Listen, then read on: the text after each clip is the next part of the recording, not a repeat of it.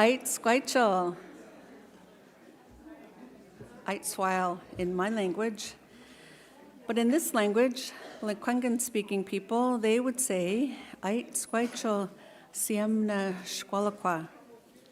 Ait quenas quananya hetla. Chia sanata Lekwungen at lanauk. Ait squales Lian Nauks. Neshqua Siem. Good day, my respected friends. It's good to see you all. We acknowledge the Lekwungen speaking people and their territories on their homelands, thanking all of you for being here today.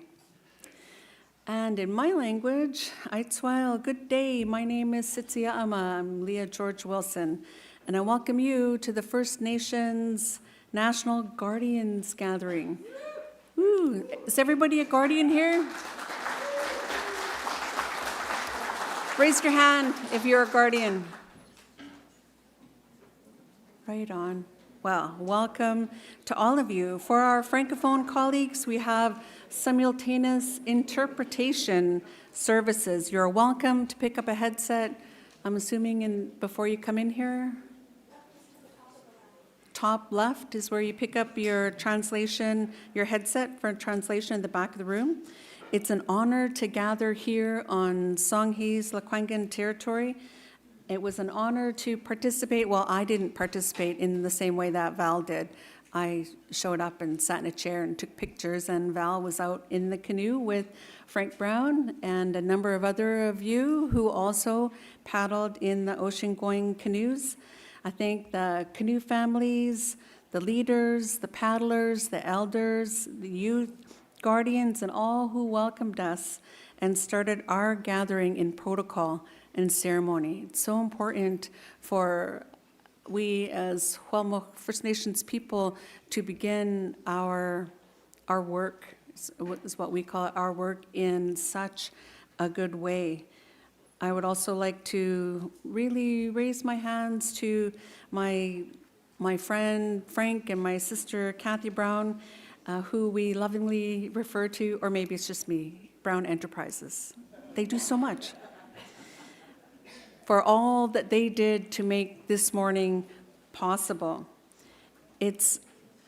I'm really jazzed about being your MC for the next couple of days, to be standing here in a room full of guardians. You're all so awesome, who care for our lands and waters, such important work to be done for whatever land you live on. You are the ones that understand it's your responsibility. It's your responsibility, it's your sacred duty to take care of your land and your water. So I'm inspired to be standing here as your MC and know that many of you traveled great distances to be here, and we are happy to gather with you.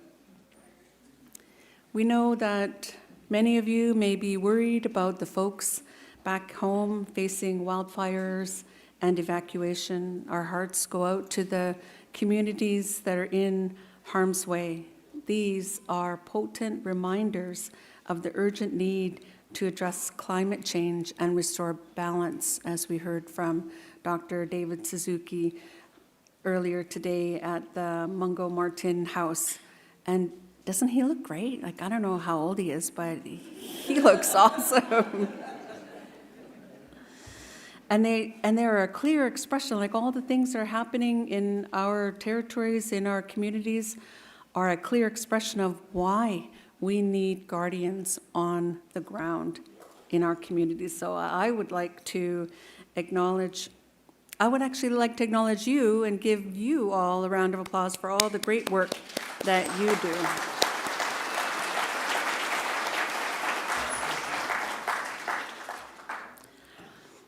And at the same time, we also would like to acknowledge another painful loss in the Guardian community. Last week, as you may know, 2 Haida Guardian watchmen were involved in a boating accident, and one did not survive. Stanley Swanson Jr. was a Haida Forest guardian. Stan was a remarkable man whose warmth, wisdom, and quiet strength left a lasting impression on everyone who had the privilege of knowing him. His presence brought comfort. His actions reflected a life lived with integrity and purpose. Whether through his dedication to his family, his work as a guardian, his contributions to basketball and the sports community, or the simple, genuine way he connected to others, Stan made the world a better place.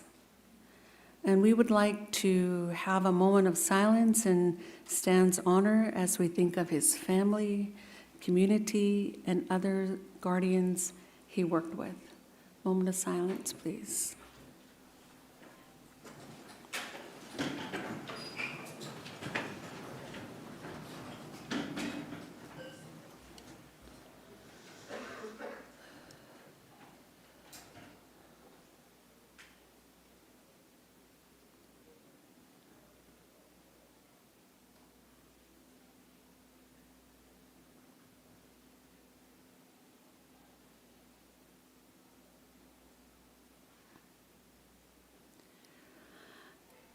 Thank you.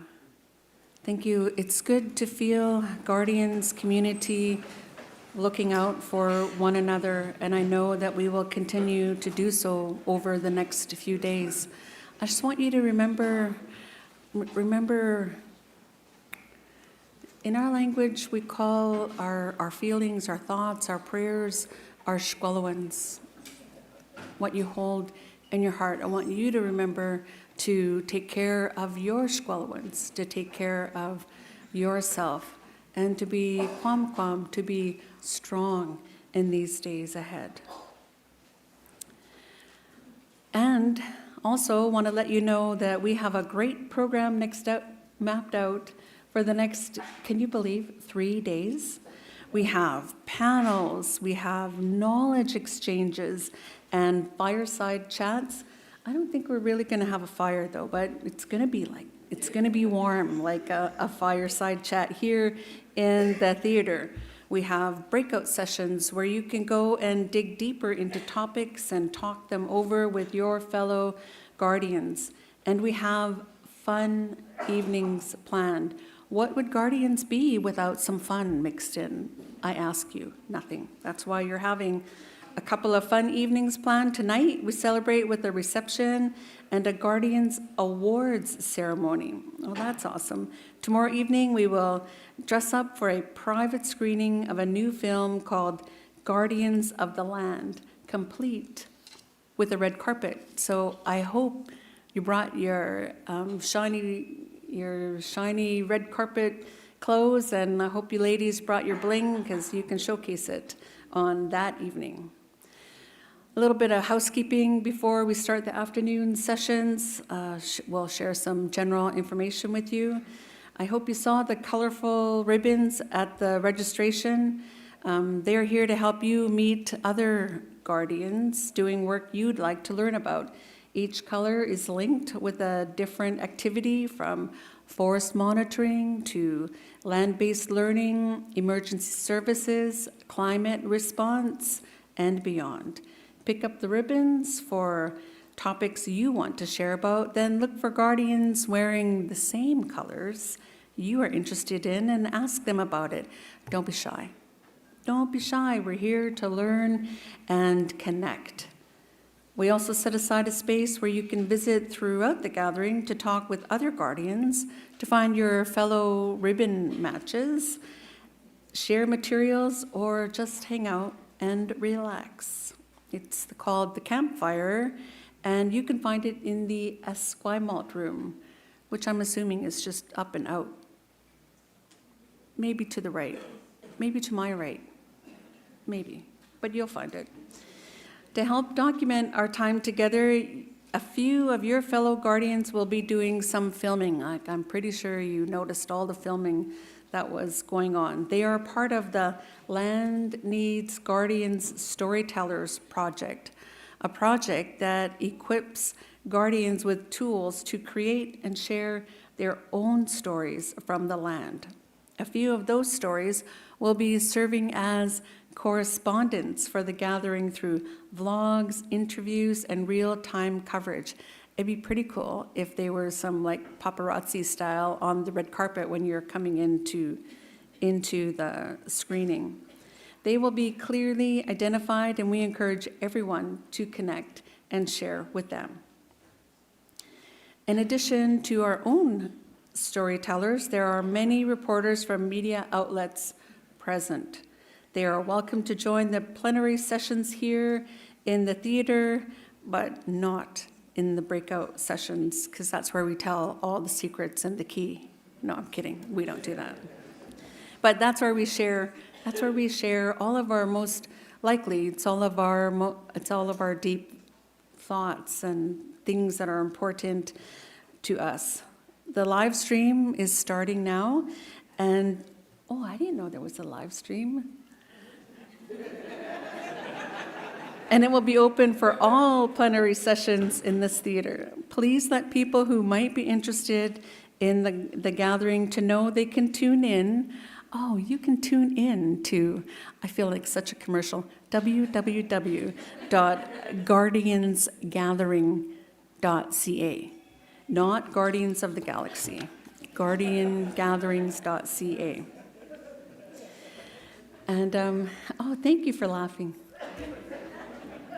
I'm saddened to say that Grand Chief Stuart Phillip won't be joining us today, as he is here and he planned to attend and leave some remarks for you, but unfortunately he's not feeling well. So in our thoughts and prayers, we'll keep Grand Chief Stuart Phillip special and hope that he gets well soon, because I know he's going to be on his way back to Chilliwack, where the Union of BC Indian Chiefs is having their AGA tomorrow.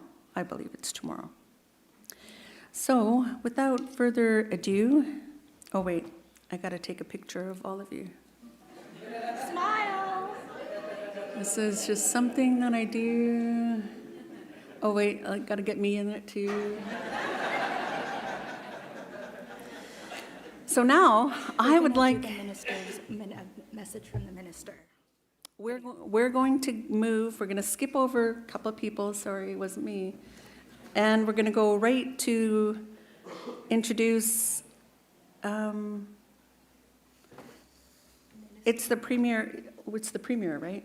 It's Premier David Eby. We all know him. For those of you who are coming from outside of British Columbia, he's the Premier of British Columbia. We're not going to say anything about any legislation that was passed earlier. We're just going to listen to his video. Thank you.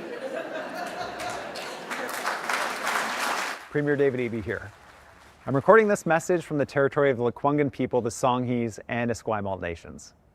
I'm so sorry I can't join you in person in Victoria for the First Nations National Guardians Gathering. I did want to be sure to welcome all Guardians and to thank you for the work you do. Guardians are essential in protecting biodiversity, in helping us be climate resilient, and ensuring sustainable land management. Guardians are at the heart of land and water stewardship in this province. You play a vital role in conserving our unique ecosystems for future generations. First Nations in BC have been at the forefront of the modern Guardians movement, which began with the Haida Guardian Watchmen in 1985. Today, hundreds of Guardians are working for more than 70 First Nations in our province. Guardians are an extension of First Nations self-determination by serving as the nation's eyes and ears on land and water. First Nations have undertaken these roles in their territory since time immemorial. Indigenous stewardship is a modern link to ancestral responsibilities. Our government is committed to advancing reconciliation, to supporting First Nation-led stewardship, and to strengthening the conservation of British Columbia's parks and protected areas. We know we cannot do this work alone. The future of critical ecosystem depends on strong partnerships, as well as a commitment to shared stewardship among all governments. To all the Guardians gathered in Victoria, I want to thank you for your leadership, your dedication, and your vision. You are showing the world what can be accomplished when we work together to care for the lands and waters that sustain us all. Thank you. Thank you, Premier Eby.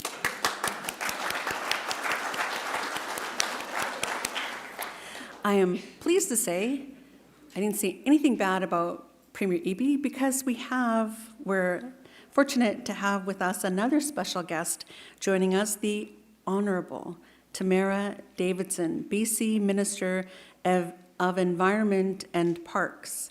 Her Haida name is Slatnas, and she is the first Indigenous woman to represent the riding of North Coast Haida Gwaii.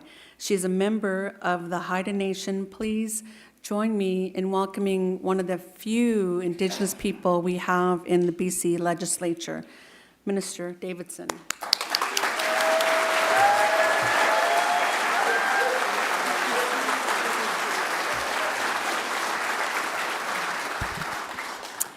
Singyaslas, Lanas Hinudu Kiang, Ue Hairagang, Dalong Hath Kilagan.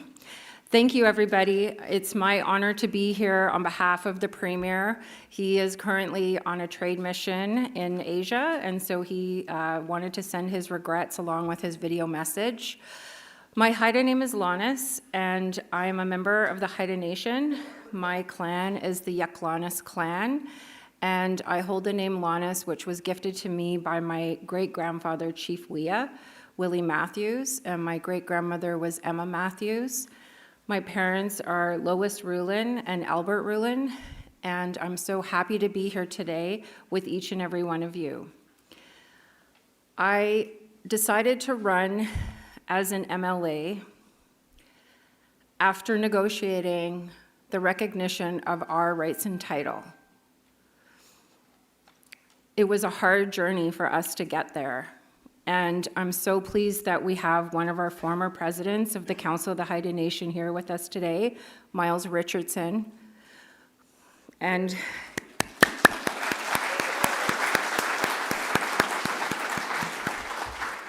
we had a long, hard fight. And I know that Miles, he personally worked for many years without a salary because he believed in the vision that our nation had. And that vision was that we would get full recognition of our rights and title. And as I did the work in signing the agreements with both the provincial and the federal government, I realized that the change really does have to come from within. It has to come from within the governments to really advocate on behalf of communities and to share a different perspective. It's really hard work. When I sit at the cabinet table and I look around and I don't see anyone that looks like me, and I really have a hard time some days finding the courage to speak up and to really share my voice and say, even though you've done things the same way over and over again, you're not including Indigenous people in that discussion. And so every day I have to find the courage to be myself, to bring myself and my ancestors into the work that I do.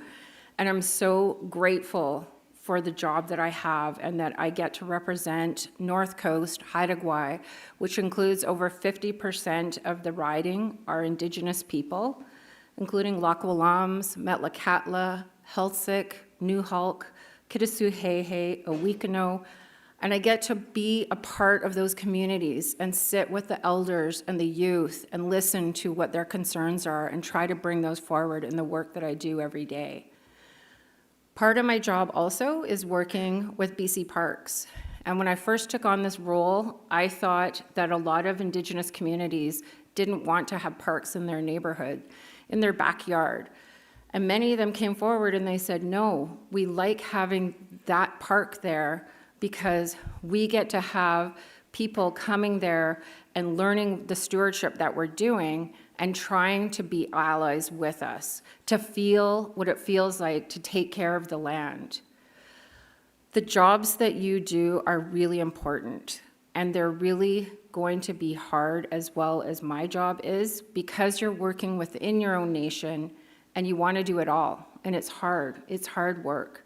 It's also really hard because you are the ones that are out on the land and you're seeing what is happening to the lands and to the waters, and you're raising those concerns to people like me in the government that need to sit and listen and try to find solutions. On Haida Gwaii, we have a value of peaceful coexistence. We try to work collaboratively with the people around us. And I'm so happy to see today that the theme of your gathering is together, collaborating, working together, sharing your stories from your communities. This morning at the ceremony, I got to meet people from Nova Scotia and Quebec, up north, and here in BC. And it was really great to see lots of friends and family that are here and going to be enjoying the next couple days. So Hawa for the work that you do.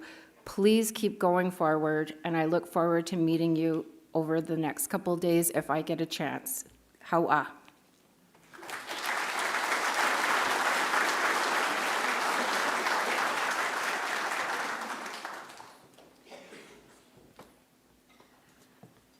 Thank you, Minister Davidson. And if you ever need backup, just know that there's probably 200 people here that would be happy to provide that for you. So now, thanking Minister Davidson for taking the time out of her day to come and visit with us and leave some good words with us.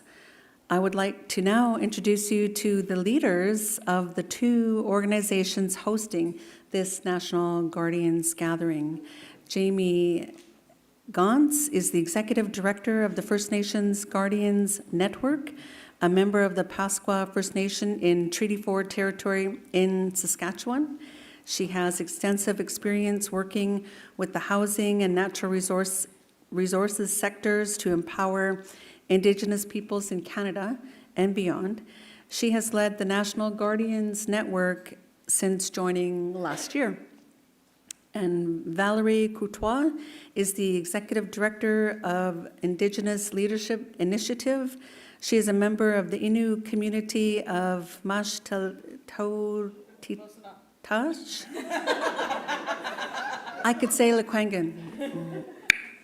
In what is now known as Quebec. She has served as the leader of the Indigenous Leadership Initiative since 2013, and she is also a registered professional forester specializing in Indigenous issues and eco-based management and planning. Jamie and Val, welcome to the stage. Take your seats and we're off.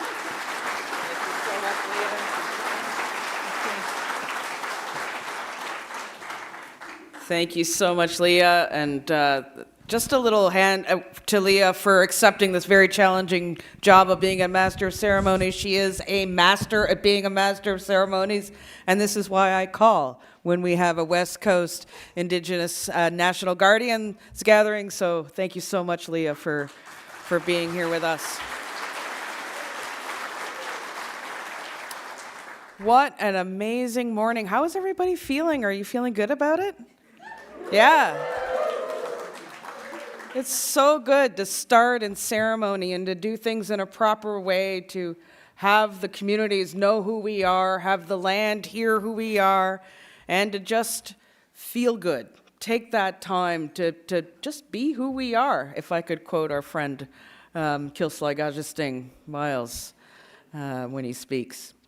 Before I go any further, our comms team has been incredibly busy getting ready for this, and they've put together a little introduction video. So if I could cue the team for that video, please.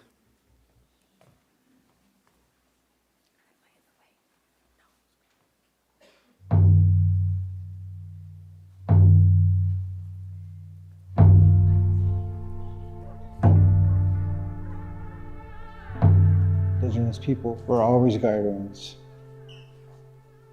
Growing up, we've always been taught to live off the land, survive off the land. It's just in us, I guess. Being on the land for me just resonates with who I am as a person. Having my feet on the ground here, practicing my cultural teachings.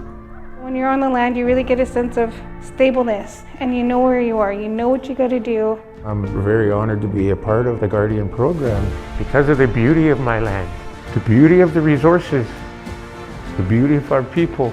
I deal with my struggles too, and I feel like my work helps me keep centered. And that's the true meaning of being a guardian, is healing the earth and healing yourself. For me, it means protecting and maintaining our habitats, our wetlands, everything that sustains us. I'm so proud to be a guardian. What can I say? This is our life.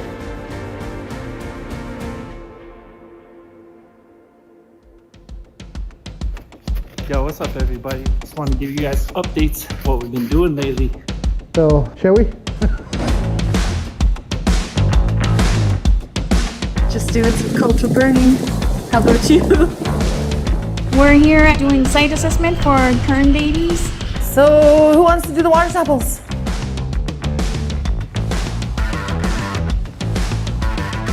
I love my job, man. Deadly. It's great to be part of the team. Kind of like a big deal. It's like the Avengers.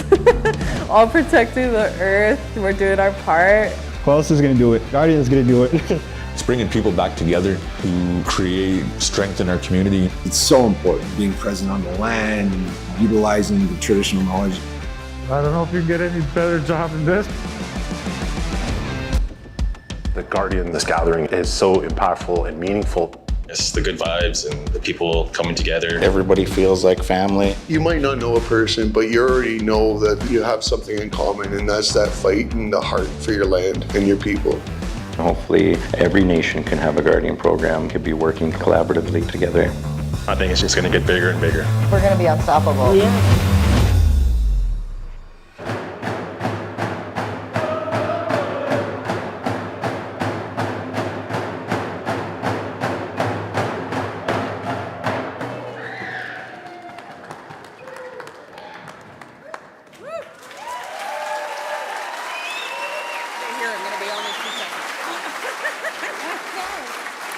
All right.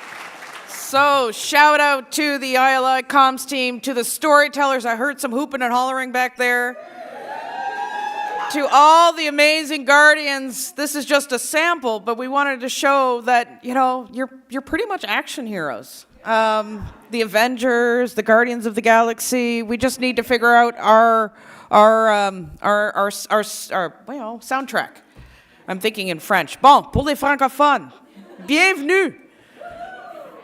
Si vous n'avez pas compris au début, les casques d'écoute pour la traduction, pour l'interprétation sont à gauche, en haut. Fait que si vous en avez besoin, gênez-vous pas, on veut que vous participez. Donc, en haut à gauche, si vous avez besoin de la traduction, on est bien content que vous soyez là. Merci pour avoir fait le trajet de l'Est jusqu'ici. Donc, merci beaucoup. I'm just going to say a few words, and then I'm going to hand it over to my friend Jamie here. You know, when I grew up, I want to be a guardian. To be honest, this is the job that I've always admired. And it's such an honor to be able to support and uplift the movement wherever we can. The Indigenous Leadership Initiative has been working on this project from its beginning. And to see the growth and success and young people and transitions, generations of guardians. There are fathers and sons and mothers and daughters who are working together for the protection of the land, and that is just heartwarming. And, you know, I've said it many times at different speeches, if we are going to save this planet, it is the Guardians who are going to do that, and it is you who are going to bring everybody along with you. So just as they say here, I lift my hands up to you, Chinish Kumitnan, on behalf of all other Canadians for the work that you do. It is so important, and I'm so proud to be here with you today.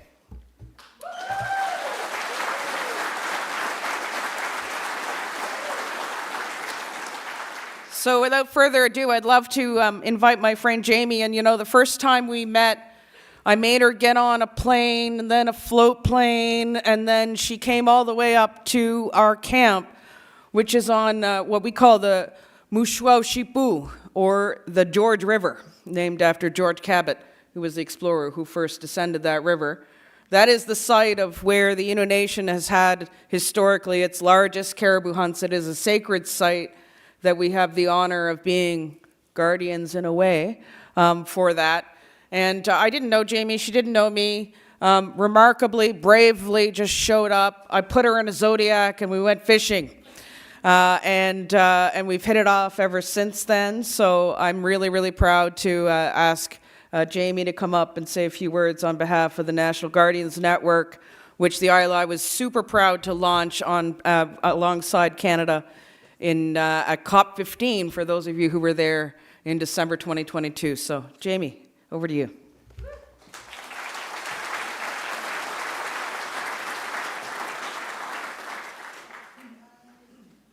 That's a big, big pair of shoes that I got to follow.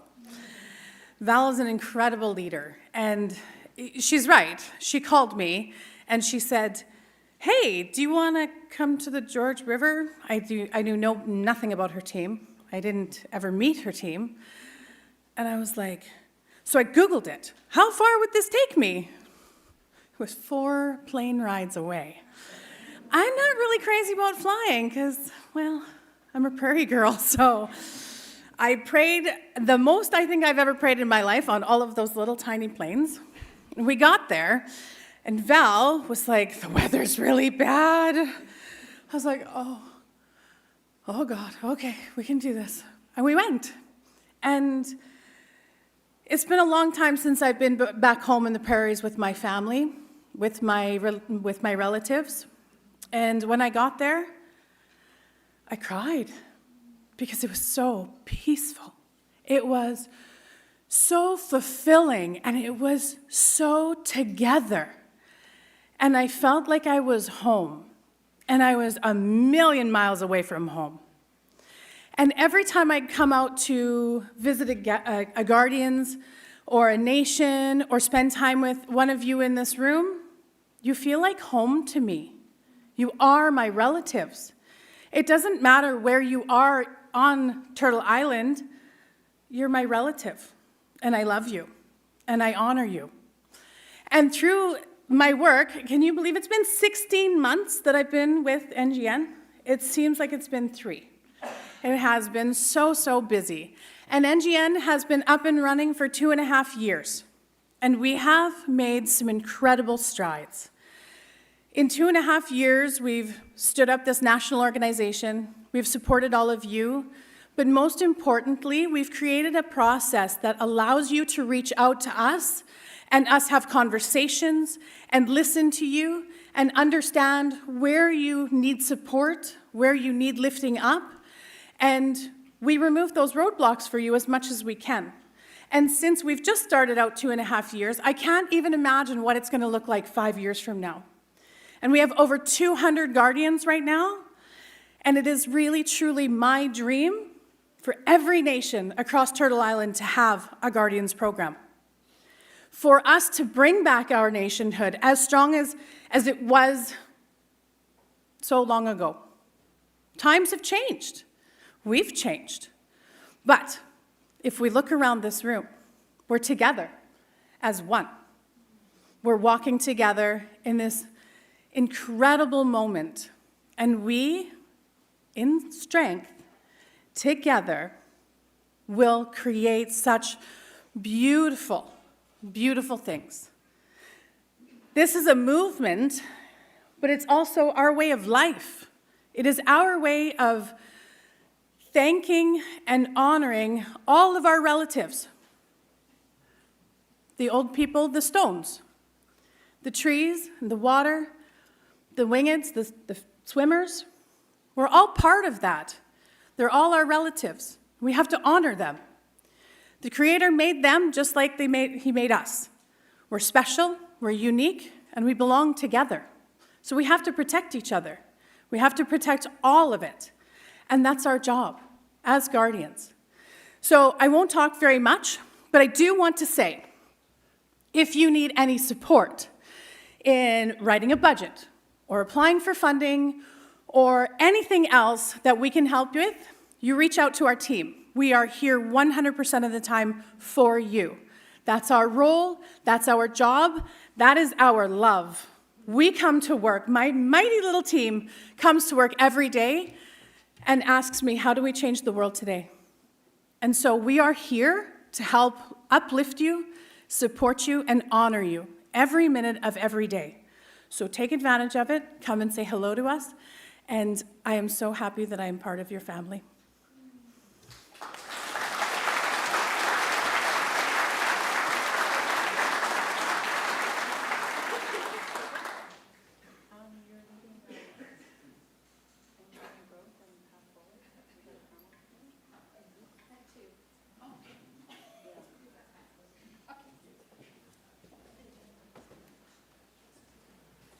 Well, we are so good that we're ahead of time. How about that?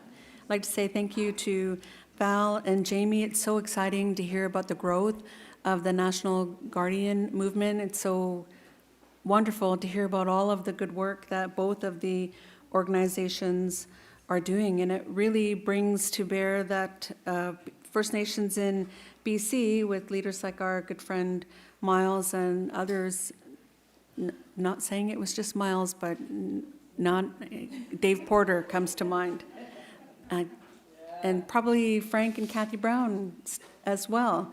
Many people. Let's round of applause there.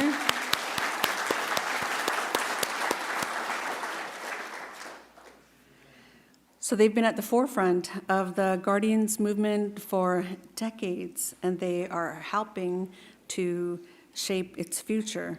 During the gathering, Guardians from BC are invited to participate in a brief survey, a brief survey for a Guardians labor market study. For completing a questionnaire, you will receive a $75 prepaid credit card. Well, that's not too shabby, hey? Colleagues and managers of BC Guardians can also participate. To take the survey, please visit the ILI BC campaign table in the resources room, which I'm assuming is just right out there and in the lobby. And you can also learn more about the ILI's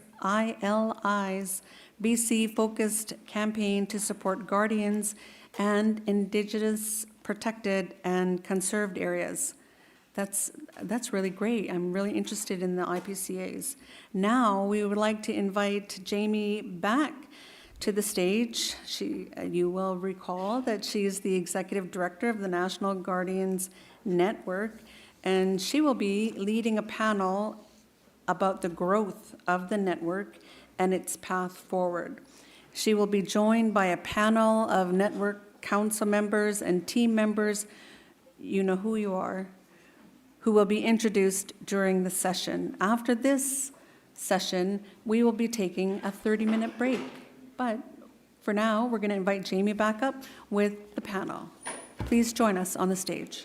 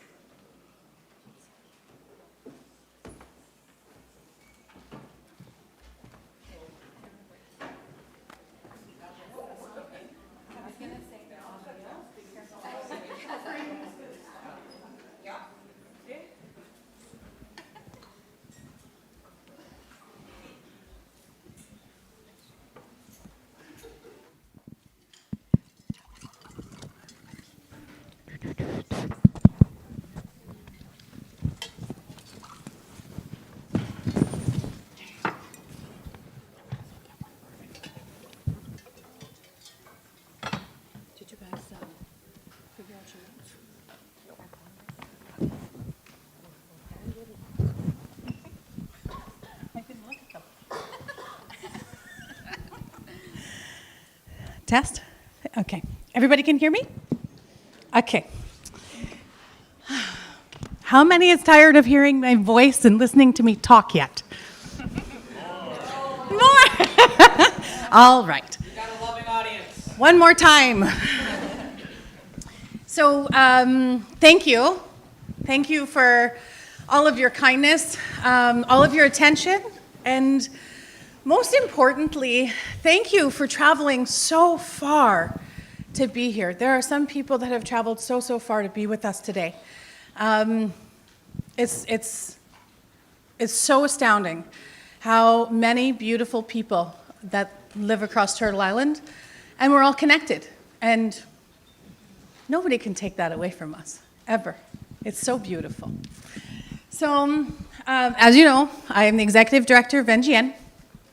And beside me, I have 3 incredible women who are my counsel. They're my leadership. They are my guiding light when those tough conversations have to happen, when I've had a tough day, when we have something to celebrate. They're my family. And so I'm so forever grateful for them as well. So we're going to start off by a quick little video, and then we're going to go into, I'm getting old and I need my glasses to see. I need to squint. Okay, so we're going to play a little video.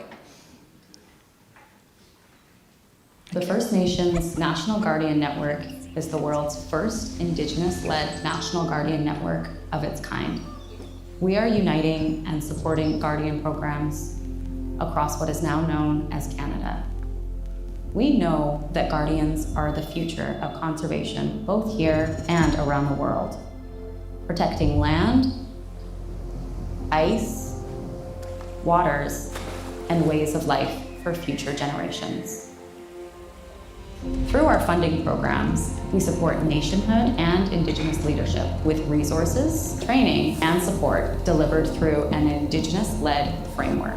We bring together Guardians' Indigenous knowledge with innovations in science to deliver real climate action and protect biodiversity from the front lines.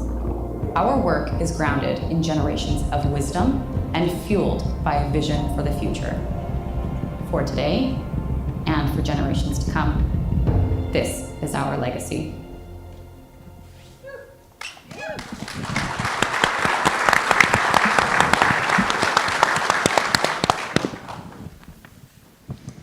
Okay. This presentation looks wildly different from a week ago, so I'm going to wing it. So I'm going to start actually by asking my council to introduce themselves and tell us a little bit more about who they are and why they're here. Hello, I can start off. Dinta, hi everyone. My name's Jillian Stavely. I'm Cascadena from the Liard First Nation. My traditional territory is in northern BC in the southeast Yukon. It's where I call home. I work with my nation in a variety of different capacities in addition to being on the interim council of the National Guardian Network. But more importantly, I'm a mother, I'm a land steward, I'm a major advocate for Denikiah, my traditional territory, and I do that work every single day of my life. I have notes here, which I usually don't, but I got up early to get on that canoe this morning, so I don't want to forget anything here to share with you all. But I am joined by the rest of the council that's here with us this afternoon, and we're just so incredibly honored to have been chosen to be the interim board of the NGN. We've been able to do that work over the past few years, and it has been incredibly rewarding. We were each asked by the ILI to form the interim board to start the NGN and to get it up and running. And I think back then in 2022 when we started, I didn't realize how much work had already been done to get us to that point. It's significant what's happened over the past few decades. But more or less since 2015 onwards, there's been so many initiatives and so many important people working to get the NGN created. And it's really been their vision and their success that has allowed us to establish this National Guardian Network and the council that sits in its governance. So we're very, very grateful to every single one of you that was involved in that work to get us to that point, and we're just so grateful. And just to finish off, I think a lot of folks kind of are like, well, you know, each one of us has a different story to share, and I'll be the first to say I'm actually not a land guardian. I work alongside land guardians, I support them in their land stewardship priorities, but I'm not the one out there every day advocating in the way that they are for their land and for their people. So I'm so incredibly honored to be able to say that I work alongside you and with you and for you, and it's a great pleasure, and I do this because I want my kids to be land guardians. Kola, thank you. I'll hand it off to Marjolaine next. Et toi?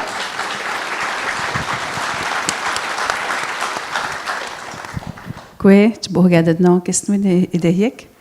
Je viens de vous saluer très chaleureusement dans ma langue maternelle. Je parle ma langue et je parle le français. Actuellement, je suis en train de prendre des cours pour apprendre l'anglais, mais je ne suis pas assez à l'aise pour pouvoir communiquer avec vous dans votre langue seconde. Mais merci à Valérie qui va me traduire au fur et à mesure.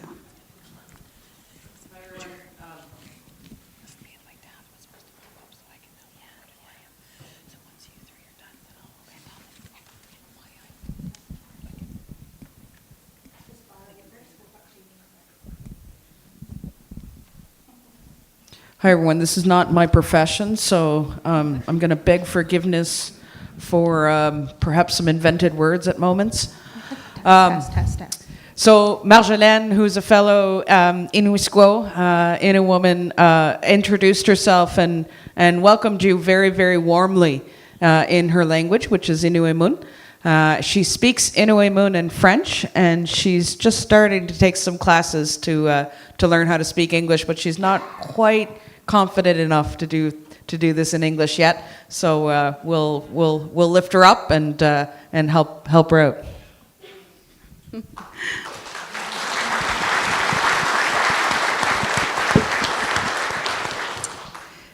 Tout comme Valérie, je suis une femme Innu.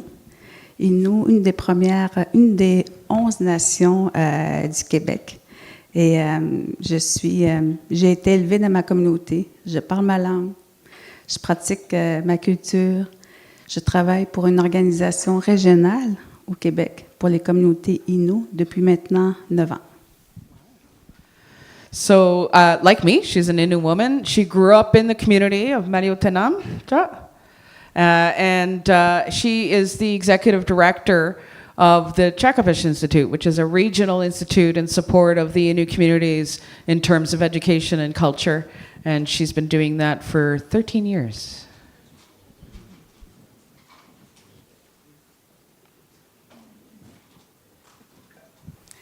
Merci, Valérie. Et dans l'organisation pour laquelle je travaille, on œuvre beaucoup à continuer à développer notre corpus de l'Inuimun. Également, on soutient et on travaille aussi avec les communautés Innu pour promouvoir et aussi continuer à pratiquer nos pratiques traditionnelles sur le territoire. So this regional organization is really about uplifting culture. I forgot to mention earlier that the Innu are one of 11 nations in what is now known as Quebec. And so she does things around Inuimun, the Innu language preservation, making sure that the young people have access to learning about culture. And I can't remember what else she said.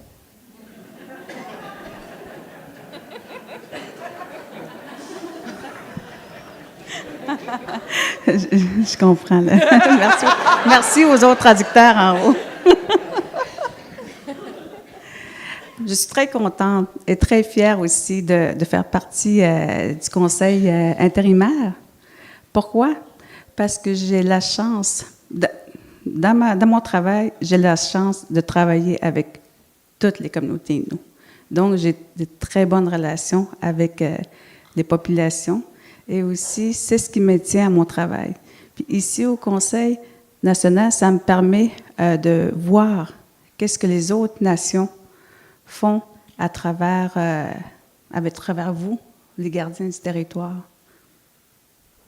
So she's very, very proud to be a member of the Interim Council of the National Guardians Network. Through her work, she has the privilege of working with all of the Innu communities and having that view of the nation in terms of that work, but through this work, she's had the privilege of getting to know and understand all of you and all of your nations, and she's very proud of being able to do that work and sit on the council. Un peu plus tard dans la présentation, j'expliquerai les raisons qui m'ont poussé à accepter le rôle d'être membre du Conseil intérimaire. A little Merci. later, she'll explain a little bit more why she accepted the challenge of becoming a member of the interim council when she gets a chance to say more. So thank you. Maintenant, je vais laisser la parole à ma collègue Mélodie de se présenter. And now she will pass over the mic to Melody to present herself. Thank you, Marjolaine. And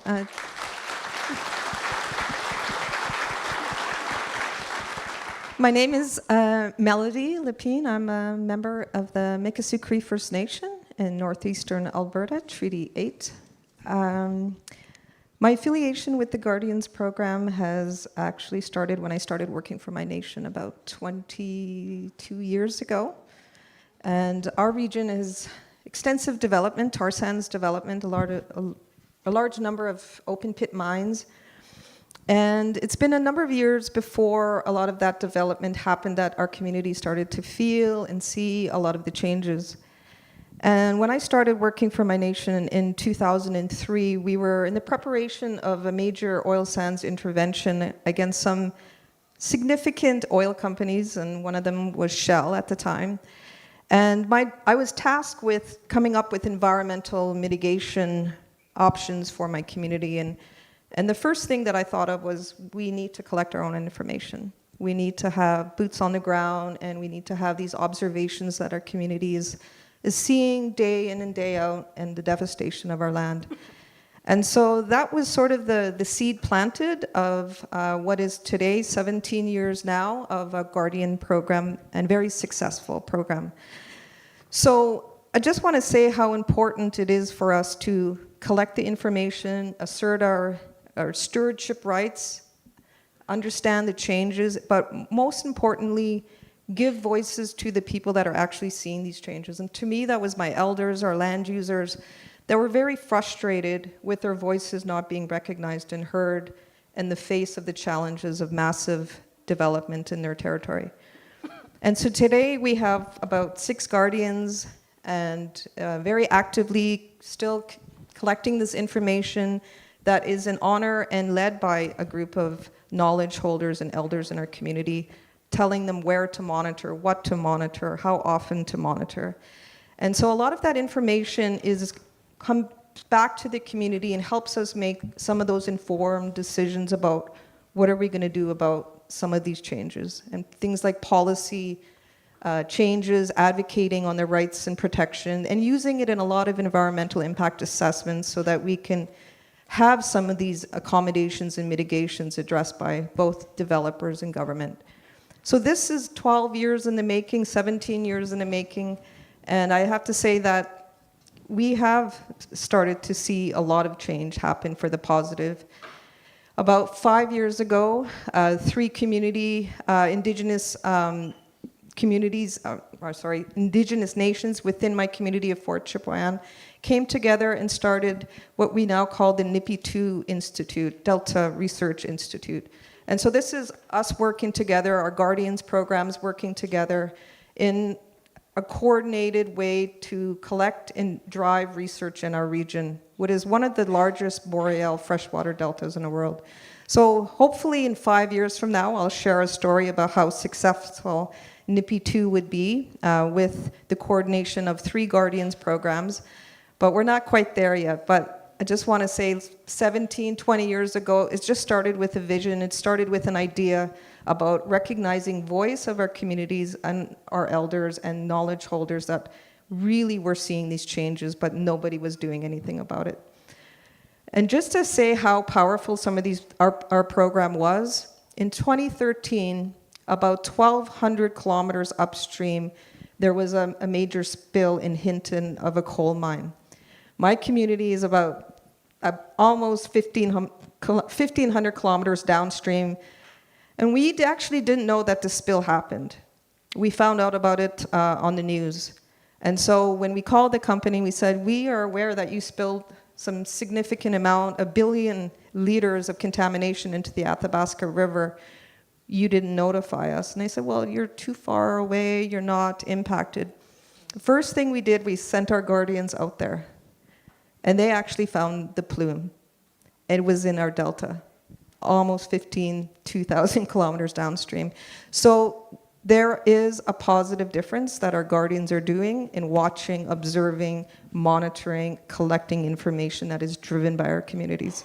So I just wanted to share that story that I think it is a positive, and I just resonate with so many guardians that take their job so seriously and are the active responders and frontline workers of our community. So I commend you, thank you, and I'm so honored to be in a council with amazing women that share just as much passion about environmental stewardship that I do, and look forward to the future of the network and where our journey will take us next. So thank you.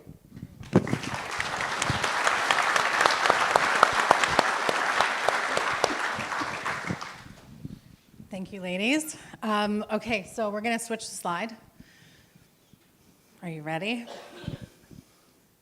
That's me. Sometimes knowing the journey that your leaders have taken to get to where they are helps you understand some of the decisions they make and why they see the world the way they see it. And my journey was pretty impactful. I was raised on the Pasco First Nation. That's my dad. He has to be one of the smartest men I've ever met, and seriously, one of the strongest. He can rip bolts off a tractor like I've never seen before. That is the man who has protected me, who has taught me, and who has ensured that I remained humble on this journey. When I got too big for my britches, he let me know pretty quickly. But what he taught me was that everything has a spirit. Everything needs to be honored. From the ants that crawl on the ground, to the deer that go through our trees, to the fish that swim in our waters, and all of the little bugs that are in that water. Those are all Creator's creations. They're all our relatives. And that when we feel sad and lonely and lost, we can go home by taking off our shoes and our socks and standing on Mother Earth and connecting. Sometimes when I get lost or when I get worried because I'm a mom, I go outside and I put tobacco down. And I just ask, very humbly, Creator, don't let go of my hand today. I need you. We have that power as Indigenous people. My mom used to tell me, and my dad too, tobacco is like a direct phone line to God.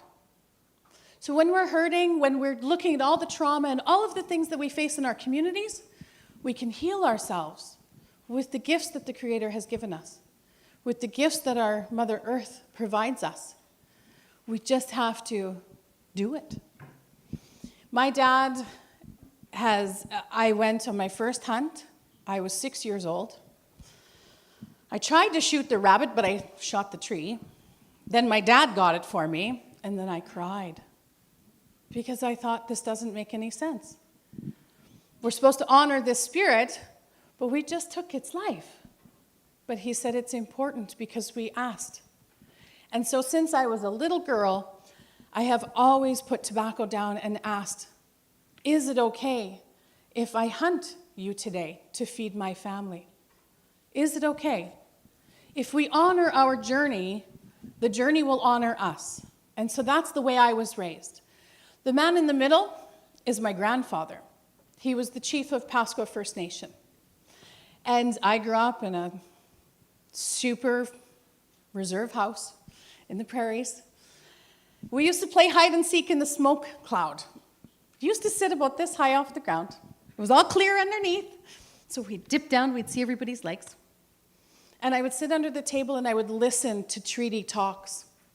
All of my uncles and my grandfather would sit and talk about the importance of treaty rights, the importance of our people being here, our importance of nationhood, and our connectedness and our rights. So I may be the executive director of NGN, but I am truly from the earth, and I will go back to the earth when my journey is done. And I'm teaching my little girl. She's 13 now, and that's my father now at 77. we pick medicine together. And he's now teaching her our ceremonies and our traditions. I took sage, lightning sage, home from Saskatchewan when I moved up here to Quebec. Up here, I'm on the opposite end right now. But when we moved to Quebec for work, I took a couple little plugs. The mother plant had died, and I didn't think, I thought I dishonored it. And the next spring, I had a whole bunch of little baby sage growing, and I took a picture of it, and I said, "Dad, I didn't kill it." His response back to me was, "I'm a grandpa again." Talk about a soft, wonderful, gentle soul.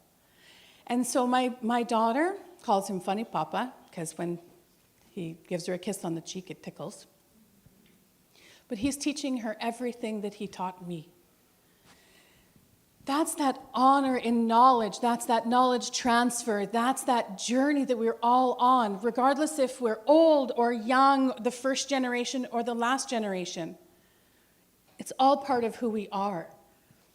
And we have to be proud and strong because it's who we are.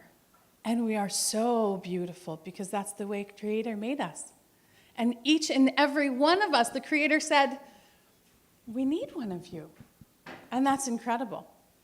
And you, the guardians, are doing all of this good work. And so I just wanted you to know that I grew up on the land. Rough, feet were always dirty, always drinking out of a slough, never had running water when I was on the reserve. And so my humble journey is from an honest place. And I really just want to be a leader for all of you, for no other reason than to journey alongside of you. So I really look forward to the next years with you. And so we're going to move on to speaking to... I cannot read that. There we go. I need my bifocals. We got to keep going down. Yep, keep going. Keep going. We already did this. We did it backwards. Sorry. Okay, so I'm going to hand it over to Jillian, and we're going to talk about where we are now at NGN. Sure. Guess I could start us off. Like Jamie mentioned, the NGN has been in existence for over 24 months now.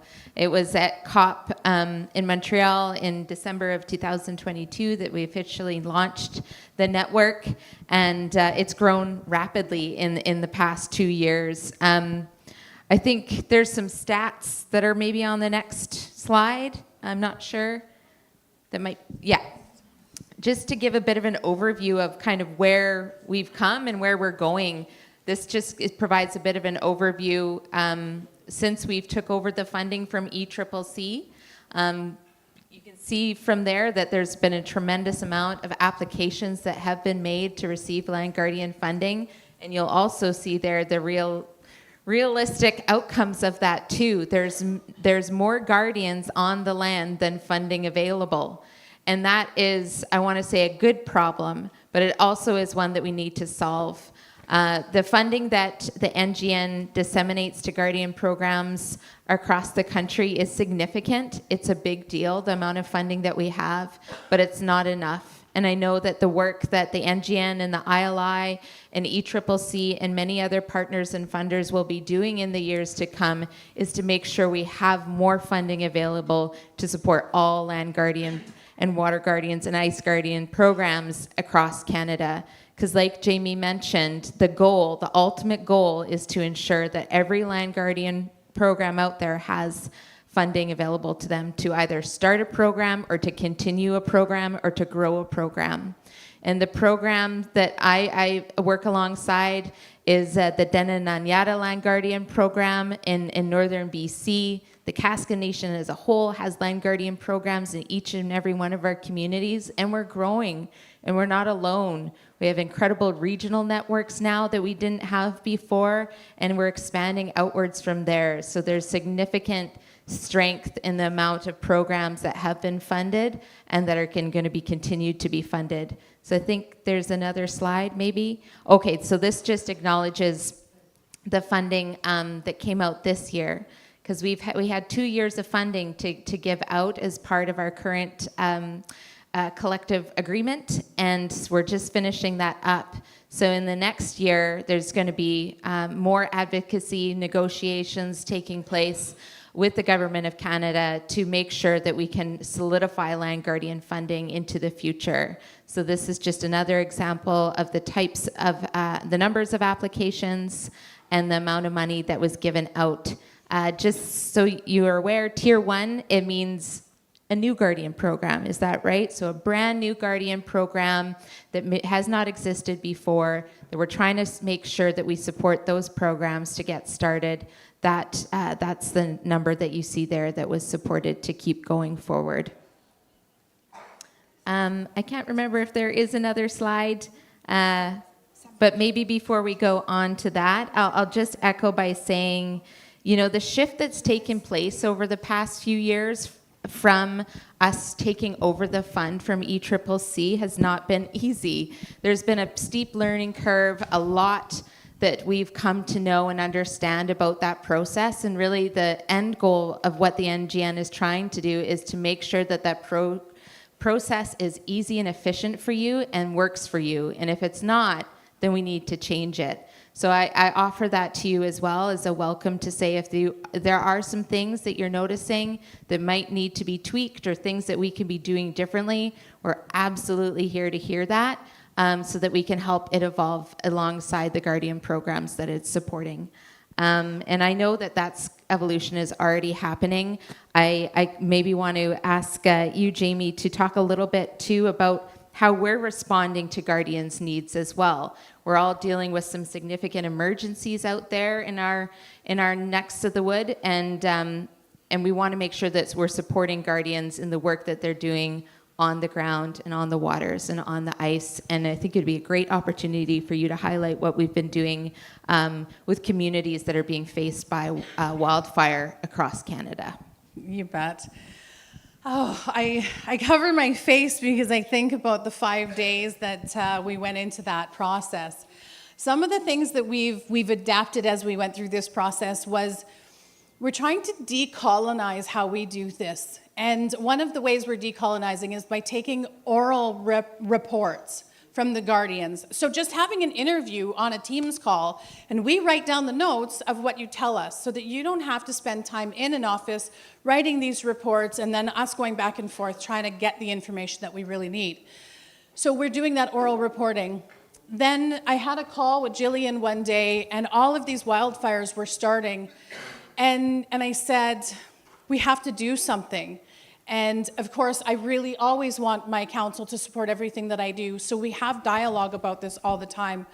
And I said, this has to go fast. And if you give me the green light to adapt what we've done to support the nations that are facing wildfires and devastation and emergencies right now, then that's what we'll do. And Jillian said, absolutely.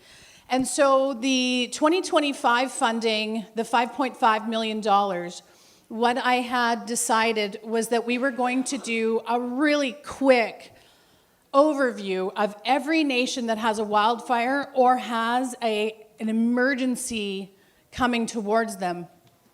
We put it all on a map, we created a giant document, and then we cross-referenced it with all of those nations that we have funded. So in 2024 and 2025, we went through every nation and double-checked and made sure, do they need us?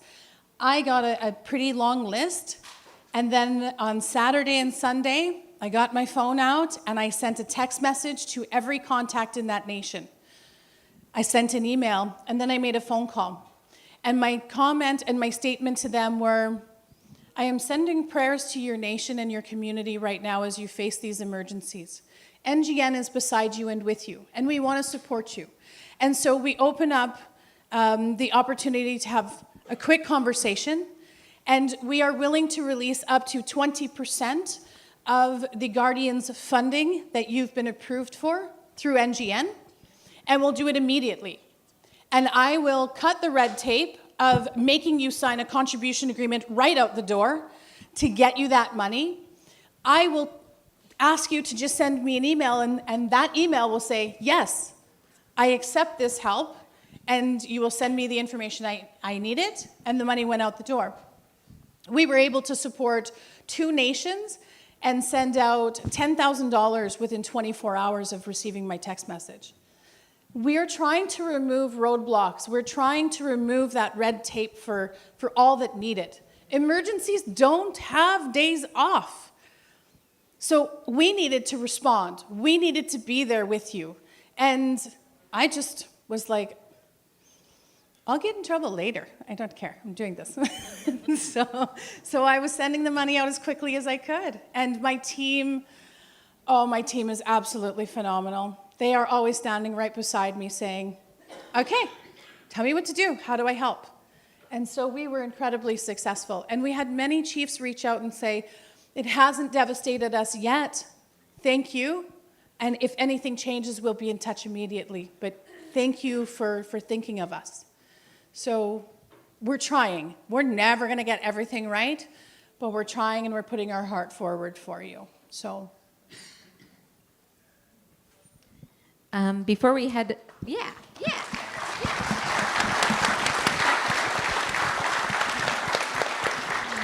before we head on to this discussion of the path forward, I feel like there was a cue card maybe that we could go. It's not showing up on our screen, so I can't unfortunately remember those questions that we were going to ask each other. But there we are.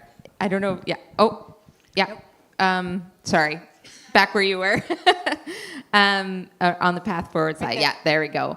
I think it'd be really great to just bring in the rest of the council here to talk about the NGN and just how it's been successful in supporting Guardians. You've already heard a little bit about what we've put forward there, but I'm going to ask Marjolaine next to speak about what her vision for the NGN is and for the future of Guardians and what that would look like for her.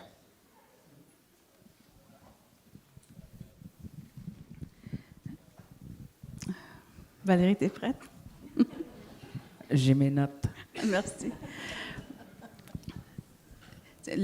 Bon, je vais expliquer un peu le contexte. Pourquoi je suis dans le Conseil national des gardiens. Et également, l'importance aussi d'avoir des gardiens, au moins un dans toutes les communautés des Premières Nations. Vous savez, nos langues et nos pratiques traditionnelles sont viennent du territoire et également pour leur survie sont intimement liées avec le territoire. Lorsque la terre-mère est malade, ce sont nos langues et nos cultures qui sont affectées. À la demande des aînés de nos communautés, l'Institut de Chagabesh travaille actuellement à collecter les mots utilisés sur le territoire avant que nos aînés, quittent ce monde. On amène nos aînés dans leur territoire de chasse pour qu'on puisse aller collecter sur le territoire les mots qu'ils utilisaient lorsqu'ils vivaient dans leur milieu. Et là, l'enjeu... OK, vas-y. Hash. Hash. Okay. That's a lot of notes. So, she wants to explain a little bit more about the context of why she accepted the challenge of becoming a member of the council. So, you know, when she really believes, in fact, that it's the future and the importance of having guardians, at least one per community. At Chagabesh, you know, she understands that the language and our practices come from the territory. And all of that has emerged out of our relationship with the territory. And when the land is sick, so is our language and so are our practices. In fact, the Chagabesh Institute has been beginning to document and understand I guess what we could call the language of the land. So this is the language the elders knew while they were out hunting, while they were out being nomads while they were out on the territory. Nuchimit, we say in Inuimun. And so they're now starting to really understand and document that language before all the elders disappear, and so does that land language. L'enjeu auquel on est confronté actuellement est vraiment le changement climatique. Avec les aînés, on constate sur place, lorsqu'on est sur le territoire, on part aussi en automne, en hiver, au printemps. On constate que l'accès au territoire est difficile. Au territoire de chasse des familles, les lacs ne gèlent plus comme avant. Donc, c'est difficile d'accéder à certains territoires familiaux. Et également, les périodes de chasse aussi également semblent changer de période. Ça aussi, c'est vraiment un enjeu auquel on est confronté actuellement durant notre travail de recherche avec nos aînés.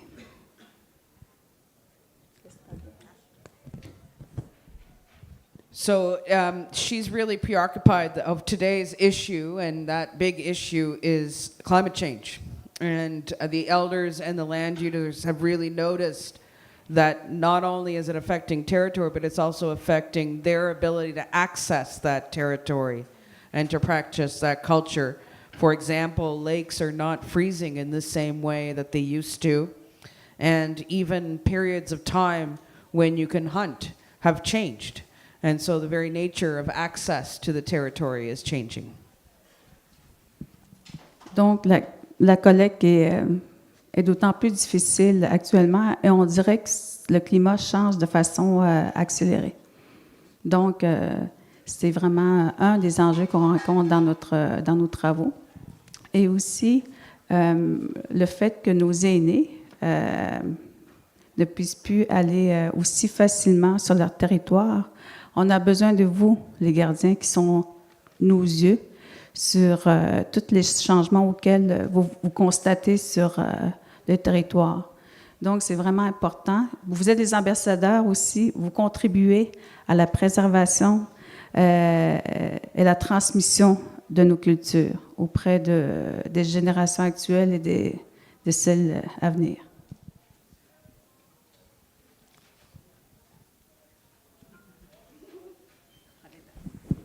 I don't want to forget anything again.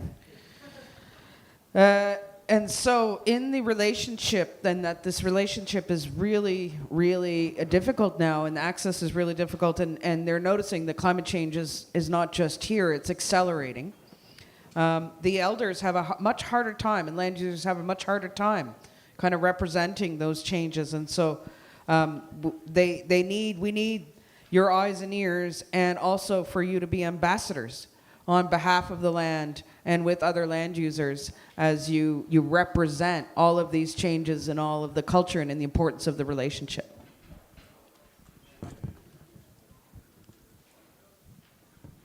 Merci, Valérie. Donc, les aînés, la contribution, disons, des aînés, la contribution des gardiens de la langue et la contribution aussi des gardiens des territoires. Ce réseau, je crois que qui mériterait à être solidifié auprès des premiers peuples, pour qu'on puisse travailler ensemble, et également nous informer de ce que vous constatez, afin que nous puissions nous adapter pour travailler encore pour la conservation de nos langues, nos cultures. Merci.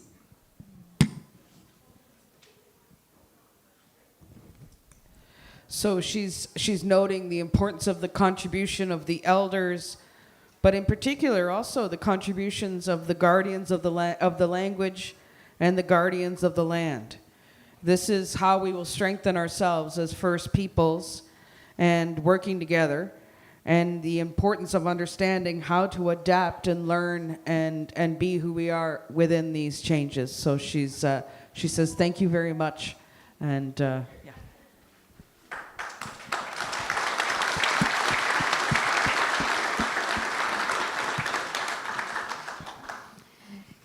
Awesome. Thank you so much, Marjolaine.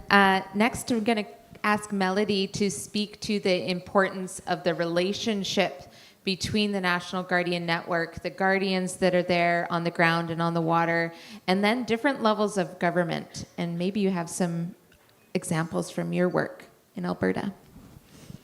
Thanks, Jillian. I would say, this is since December 2022, when Minister Guilbeault announced the creation of the network. He, obviously, and ECCC had a lot of trust. And I think that is probably one of the most important things for this to work is trust. They were handing over a significant amount of funding in trust that we would deliver. We would deliver the programs for the Guardians. And the relationship between the network and the Guardians is equal in trust, as well as the relationship with different levels of government. You have to have trust in us to assess, to develop the criteria, to develop the resources and the support that you need to allow you to be successful.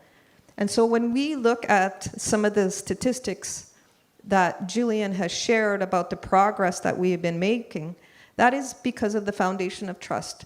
And so government has I think, recognized that, the movement and the assertion of our jurisdiction and our stewardship role, our nation building, reconciliation, and so many other important words like land back that really matter to our communities, that there really is no choice that to form a network, to allow guardians and nations to build and assert our stewardship role in protecting our earth, our resources, our way of life, our culture, and our rights. And so I think now this is an important movement. I think the National Guardian Network is showing government and different levels of government that we can do this. If you trust us, if you allow us and you empower us and you give us the tools and the resources to start to make a difference for our communities. And so I'd like to see other programs by the federal government and challenge them and the provincial and territorial governments to allow Indigenous-led initiatives like the National Guardian Network to do it for every other federal-funded program and service that our communities thrive on in terms of health, education, housing, and of course, National Guardian. So this is a start, I hope, to many other important relationships formed between the network, the Guardians, and continue to honor and respect each other in the work that we do. I just want to throw it out there as a challenge to many Guardians to continuously challenge your local governments, your provincial, your territorial, and the federal government to continue to support the network and continue to support Indigenous-led initiatives in your communities. So I think the importance of relationship has been there, and I think it's important to recognize the ILI and all the hard work, Val, that you had to do to get in those boardrooms, to get into in front of ministers and start to advocate in creating the network. And so you did a lot of the heavy lifting, but I know that came with relationships and allies. And there's a lot of great environmental NGOs out there that also are our allies, and I think relationships with them should not also be overlooked, that they also, I think, are quite proud of the work that we do and want to support us in some meaningful way. So I would add them in the equation of relationships. But I think now that in the movement of where governments are moving in terms of trying to fast track and expand, developments more and more into our territories, I think relationships are going to be tested, but they have to be honored. And again, the importance of trust needs to be continued to build on.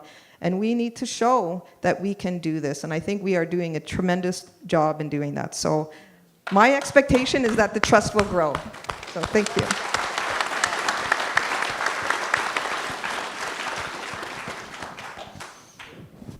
I'm pretty lucky to have these three ladies standing beside me every day, supporting me and lifting me up and just helping me do this incredible work. So with that, I want to ask you, NGN is purposeful, but how do we strengthen the path forward in the profession of guardians? How do we ensure we strengthen that piece? Jillian? Sounds good. I've been thinking a lot about this recently. If you asked me 5 years ago, 10 years ago, I wouldn't have said this to you, but I'm stepping into that role more these days and saying that I am an educator. And I think a part of what I'm thinking about when I'm looking at NGN and its purpose and finding that path forward and strengthening the profession of guardians is in recognizing the importance of our nationhood and how important our knowledge systems are in solving today's problems.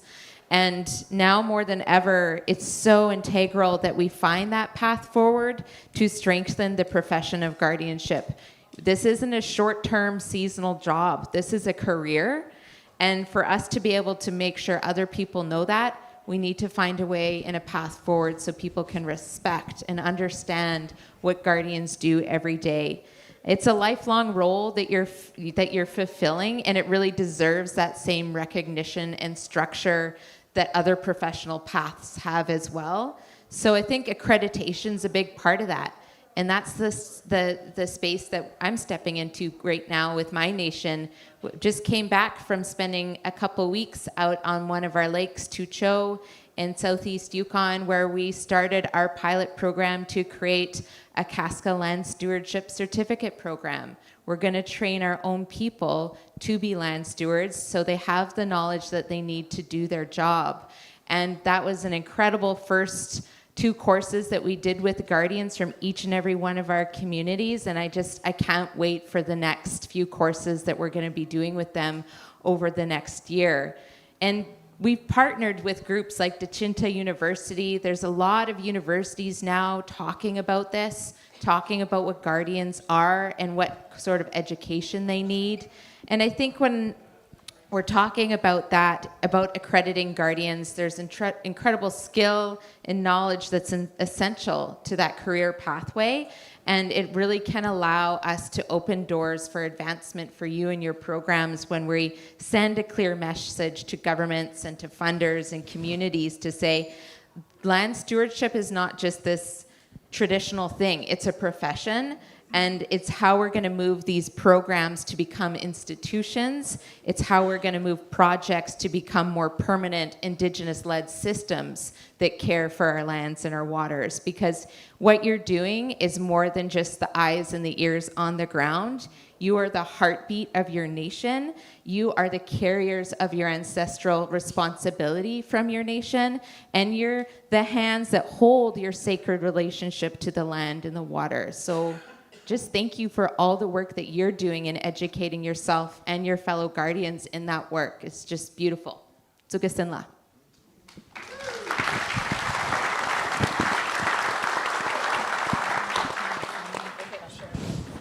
Okay.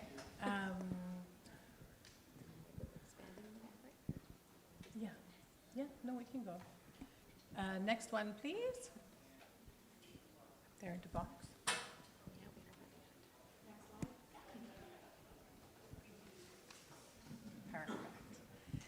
So we're going to change the discussion to expanding the network. And I'm going to ask our leadership to share with us a little bit more of what their thoughts are around that. I would like to talk about the ILNCS, that fund that we have recently acquired from ECCC. And that really, really talks to what Melody was speaking about, that trust, that relationship that's been built. And now we are working towards bringing that fund on board with NGN. And so that's a second stream of funding that is Indigenous-led, which is incredibly important because it's building that trust out. So, Melody, can I start with you? Okay. So now that ECCC has handed off the ILNCS fund to us, what do you think that means? When you were speaking about relationships and trust, what does that say about expanding our network and building that trust and that relationship, and how does that empower us? Well, I think they've recognized just how effective we have become, and to build on trust, definitely that foundation is there. But I think they're starting to recognize, the effectiveness, how much we have reached and spanned across Canada. I think everybody now is pretty familiar with a National Guardian program, is aware of what the Guardians Network is, and sort of, I think it's becoming a new, we're talking about training and opportunity in the communities. So I think there's a lot of talk about wanting to become a Guardian. And so I think that's all finding its way back to Ottawa. And I think Ottawa is thinking, well, if we started this initiative, who could we give the funds to deliver and allow this to to happen, basically. And I think when they decided with that particular funding, they looked to us. Because of how effective we become, and again, to build on the trust. But I think, because most importantly, I think they recognize that we are not only capable of doing it, but we have started the relationships with the National Guardians themselves, and that we represent and amplify your voices of what matters to you. And so I think that is where the recognition is, and but really I'd like to hear, if possible, someday, maybe from government, about what their considerations about future potential funding to expand National Guardian programs, to look at other initiatives, whether or not it's wildlife stewardship role, or I spoke about a research institute, collaboration, and how these regional networks can continue to expand, and other areas of Guardian work, whether or not it's not just an environmental sector, and going into other areas such as health and other areas. But I'll leave it at that. Marjolaine, would you have anything to add on this topic? Oui, au Québec, l'Université Laval, via son cercle des premiers peuples, offre une formation sur les gardiens du territoire. Si je ne me trompe pas, c'est la 3e cohorte. Ces gardiens sont amenés, ils font quelques séjours sur le territoire pour apprendre sur le terrain leur formation. Et j'ai une employée à l'Institut Agabesh qui n'œuvre pas en tant que gardien du territoire, mais elle travaille avec nous comme agent de recherche pour le patrimoine culturel Innu. Et cette formation l'aide beaucoup dans le cadre de son travail. Il y a certains gardiens du territoire qui sont reliés avec leur conseil de bande. Il y a d'autres gardiens du territoire qui occupent d'autres fonctions pour pouvoir vivre, en fait. Mais ces gardiens, c'est quand même nos défendeurs de nos droits, des droits des territoires. Ils font un travail remarquable au sein de notre nation. Et également, ils peuvent changer les décisions politiques. Donc, c'est vraiment... On fait du beau travail. Merci. So in Quebec, we have an Université Laval, who's and through their circle of the First Peoples, have now trained their 3rd cohort of guardians. In fact, there's some in the room here, I believe. There's some hooping and hollering here.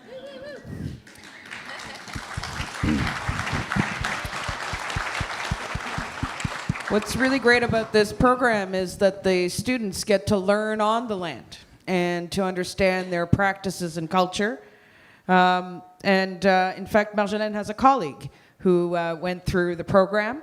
Now, this colleague doesn't do work directly for her band. What she does is she's working on the preservation of language and culture as a guardian through this institution. So she talked about how some guardians are related to the band councils and to the nations, and others work in other institutions, but that their work is as valid.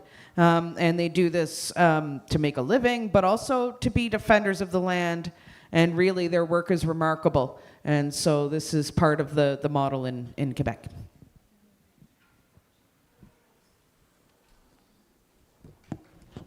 Okay.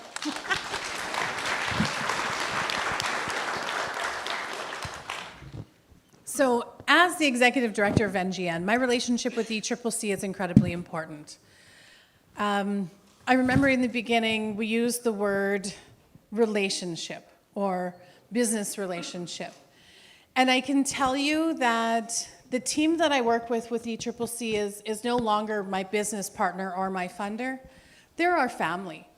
We meet every week, we talk, we share, and I trust them to have a conversation and a dialogue that is open and honest and transparent. And every time I've brought them a question or a concern, or I push back on something that is coming down the pipe at me, they talk to me about it, and we find a solution that is good for both of us. And it's not a super westernized colonial process. So we're breaking that down, which is incredibly important.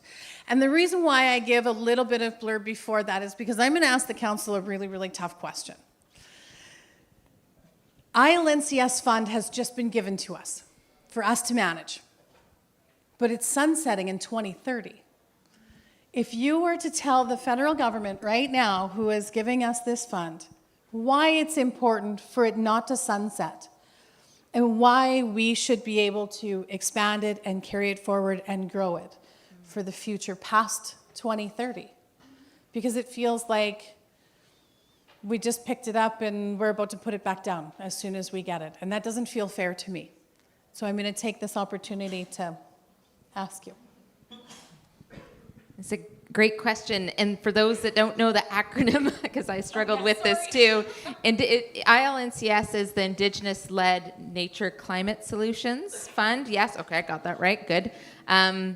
And it's a really important fund in addition to the Guardian Fund that we have for Land Guardian and Water Guardian programs. And I think what I would say to ECCC, because I know a few of you are in this room, but what I would say is that this is the solutions that we need now more than ever. The ability to be able to move some of those projects forward that are coming from that fund are incredible. They're taking place all across Canada, looking at traditional knowledge, Western science, trying to figure out how we solve these problems around climate change and biodiversity loss, and how we can help Indigenous nations reclaim their nationhood, as well as protecting their lands and waters. So I would say it can't possibly sunset this early, if at all, because the solutions that we're trying to achieve need more time, and then they need more growth, and they're directly tied to the land guardian work that's happening on the ground. I'll just add, I think as long as the sun shines, the grass grows, and the rivers flow, that there should be the commitment for Guardian's funding and other environmental initiatives to support the sustainability and the stewardship work that we have to do in recognition of Canada, the relationship with our nations. I think it extends beyond a treaty. It is our inherent right. We have an absolute important role to play in the protection of our land and resources for the existence of our language, our culture, our way of life. And so to pass that on, our existence as Indigenous people in this country, we can't have an expiration to allow us to do what our guardians do. So I think the message to Canada is, if you're really serious about the relationship, then show us that path forward, give us the certainty for us to allow our guardians to do the work that you do. Thank you. Awesome.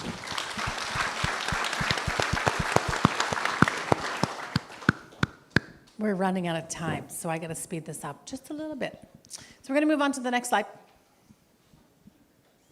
And I have a secret to tell you at the end, so don't let me forget, okay?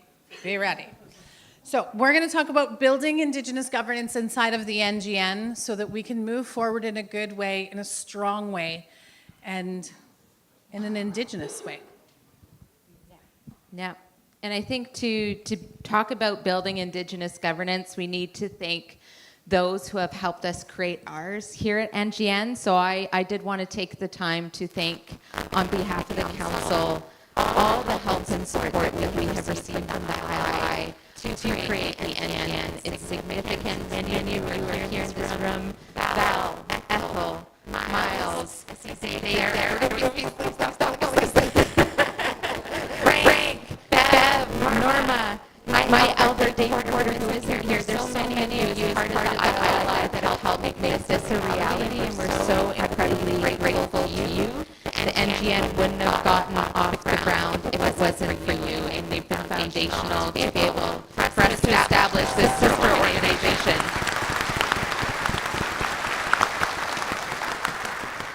Before the NGN was created as well, Guardian funding was obviously being given out through ECCC, and then the work that was being done by the joint working group was what allowed that process to occur, and we need to thank them as well. The body that has been reviewing Guardian proposals for many years. Some of you are in this room, you know who you are. We wouldn't be here without you as well. There's so much time and effort that you put into creating how that process exists, and you've created an incredible foundation for us to build from. So those of you with the joint working group that are here, thank you so much.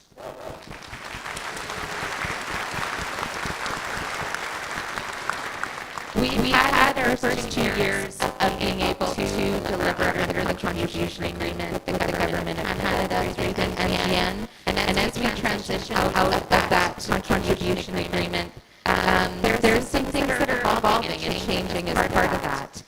We are creating this new Guardian funding working group to help transition the joint working group to becoming part of the NGN. And we want people to be part of that work and reviewing proposals and mapping out the incredible work that's happening across Turtle Island. So something that you're going to be seeing over the next few weeks, and we ask you to visit the NGN website, is we're going to have an application process for those of you who may want to be part of that working group that we be reviewing those proposals within our next few years. One thing that we also want you to keep your eyes out on that will be put on the website is more around governance role. Because governance is the backbone of this work. And if you want to build lasting change, you must build strong systems that's led by our people, the Indigenous people of this country. And I'm so grateful that I got to be part of that work, sitting beside these amazing women since 2022. It's been an incredible journey. And this gathering, you'll feel like we're at that milestone to say the NGN is standing alone on its own, being able to do this work alongside our partners and our vendors. That's such a good way.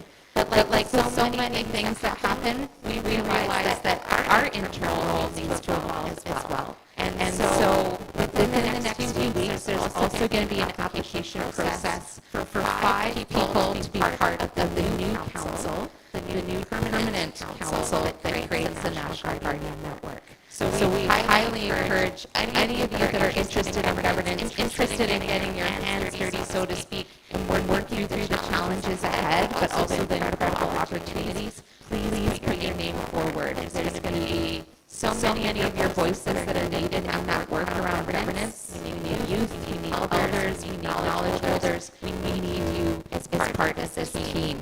And I will just end off by saying that I think that if you believe that you have those skills, put your name forward. I'm so excited to see who the new council will be.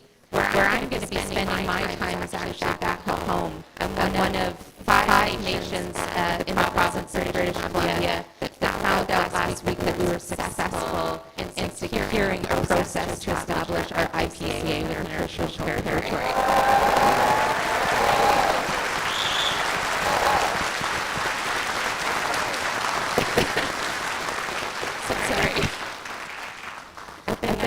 Working on that for a very long time and dedicates us on our ICCA Secretary of BC. So it's inherently important and meaningful. It can't be done without land guardians. They're inherently intertwined, and I'm just so grateful that I'm going to be able to spend the time needed in doing that work over the next year. Thank you so much. Pull up.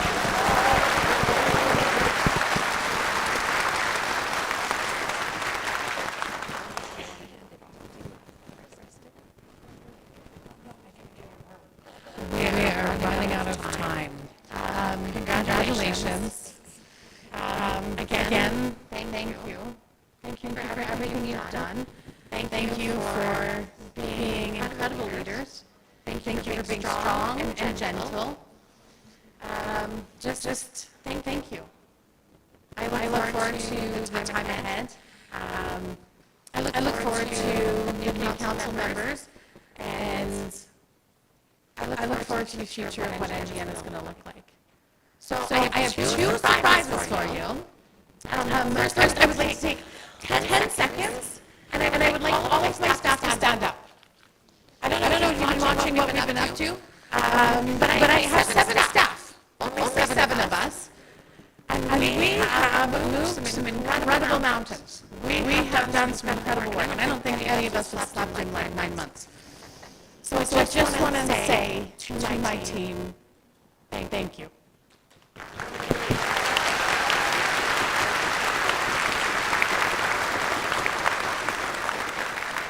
Okay, here's our first surprise. Jillian talked about our website. We have a brand new one. Stand up, Jack. This is the mastermind behind the brand new website. It is incredible. Every time I watch it, I'm not too emotional. Whenever I see this website and see all the videos and all of you beautiful people and the work that you do, I cry. And it's so dumb. Because I'm not emotional like that.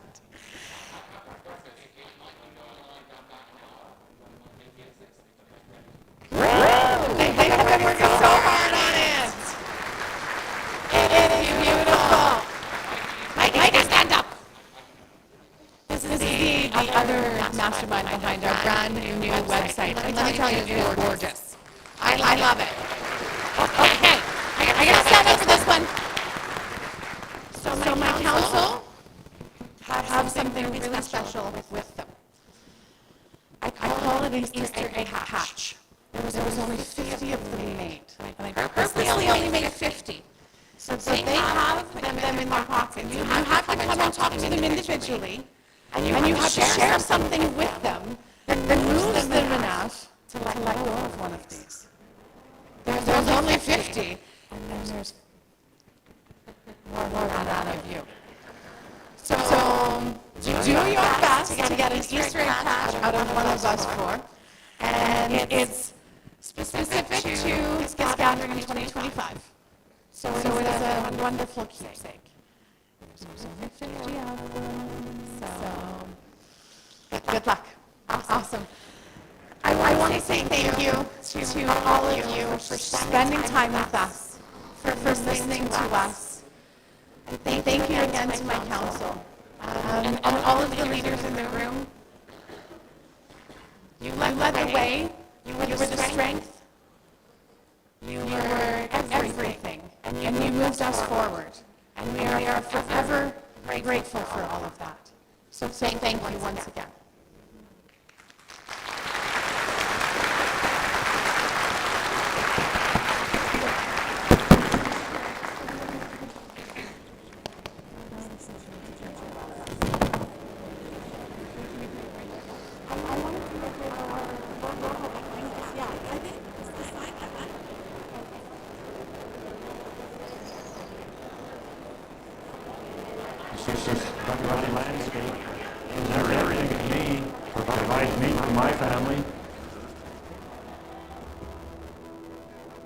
I was raised with my grandparents, and we did a lot of stuff on our territory. We're salmon people here in Lake Babine. We follow the fish.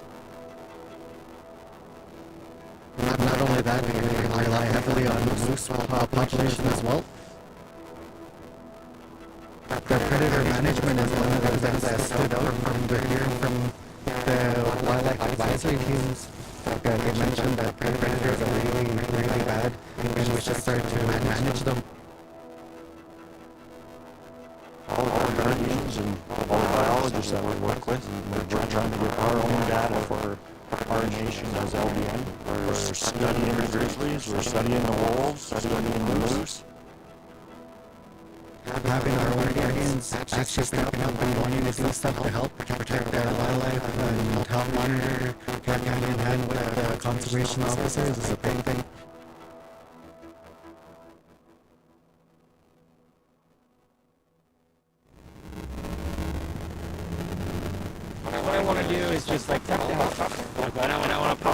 there just like the jet fuel.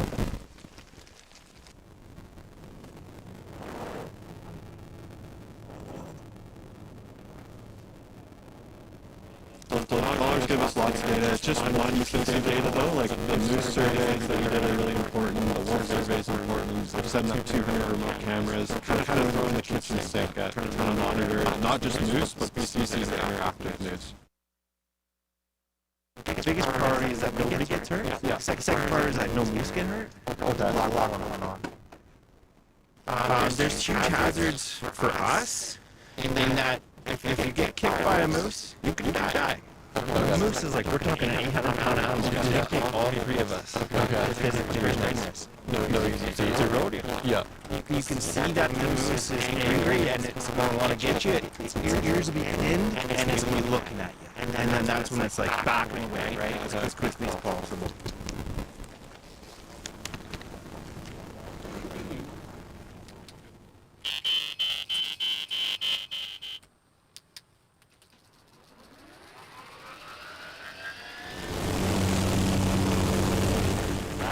Might as well be on broadcast for a little bit. Right down here, we're going to go. Get the on it.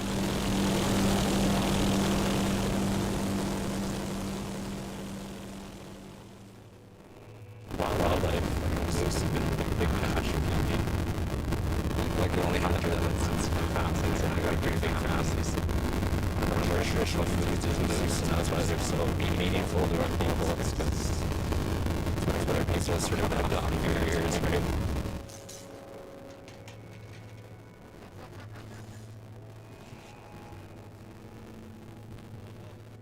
Yeah, this is part of our moose enhancement plan.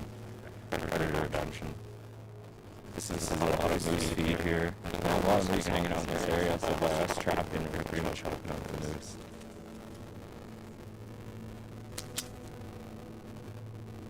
Always had a local moose population, and now it's just slowly going down.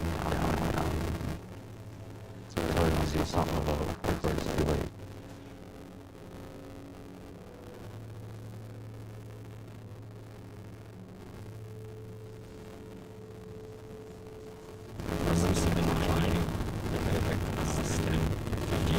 I've got 18 years of my life. We've seen a little bunch of this, like the first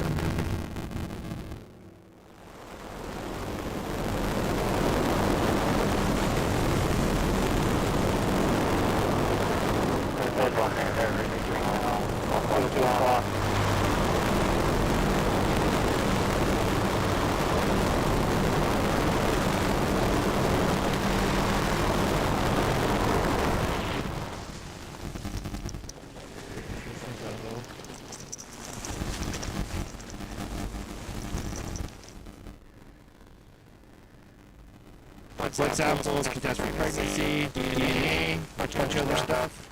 The collars only provide a signal and let the animals go. But they also give predators an idea how they die. So when the collar stops moving for 4 hours, it sends off a mortality signal. So then they can go out to the site and see, did it die from malnutrition, did it die from predators, did a hunter kill it?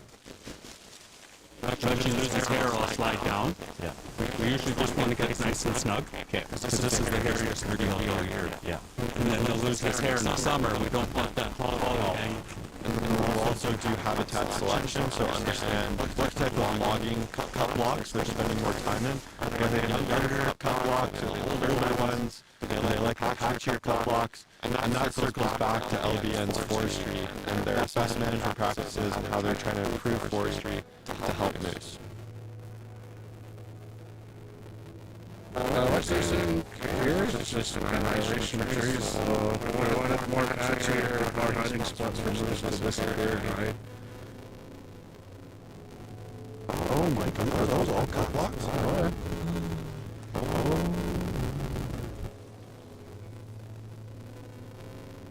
LBN best management practices, this is what we're trying to prevent.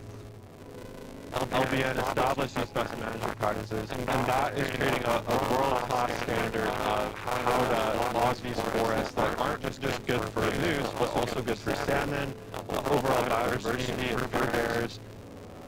The Guardian guardians are, the eyes and ears of the nation and monitor, the implementation of these best management practices and be out on the land and be able to check in on these new call blocks. So that's kind of how the guardians tie into it.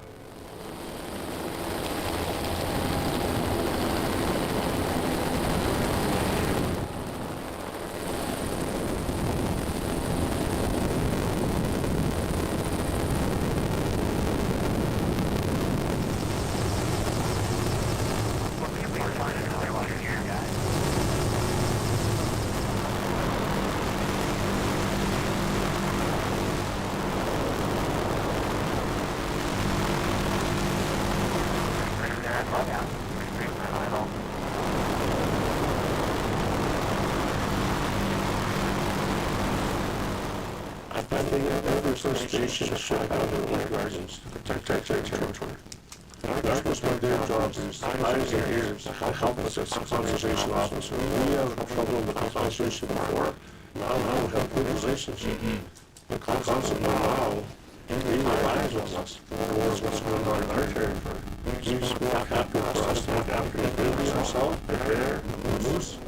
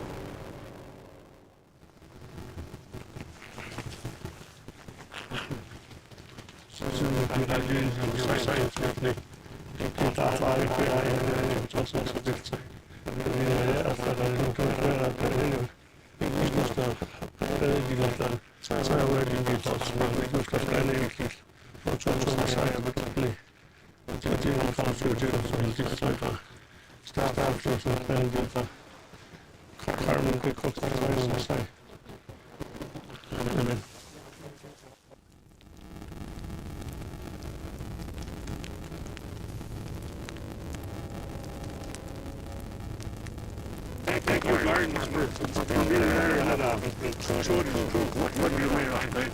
What's made of. A very, very strong nation. We bring together and we walk strong. It was also my vision to protect our territory. It's become reality now. I would like to thank you to my husband. Me and 42 and I, we did this one long thing for the moose on back. And we're going to carry on. That's awesome. So I'm pretty sure he's standing there with dinosaurs. And then he's a quiet person and they whack back up like they wouldn't. That's the way it's our guardians can continue on. They can come back 5 years from now to see how we're doing. Pretty sure we'll all be here and talking again.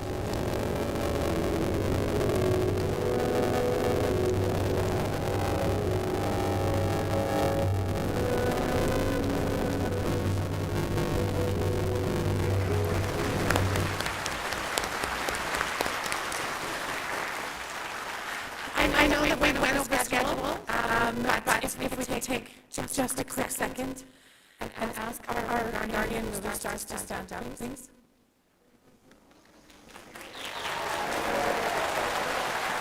Come on, team, you were in there too.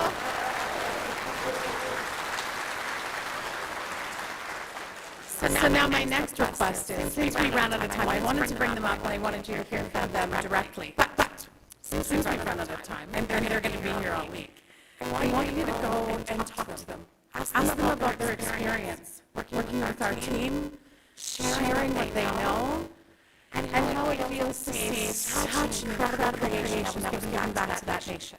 To the work that you guys did and do every day. From all of us, thank you so much.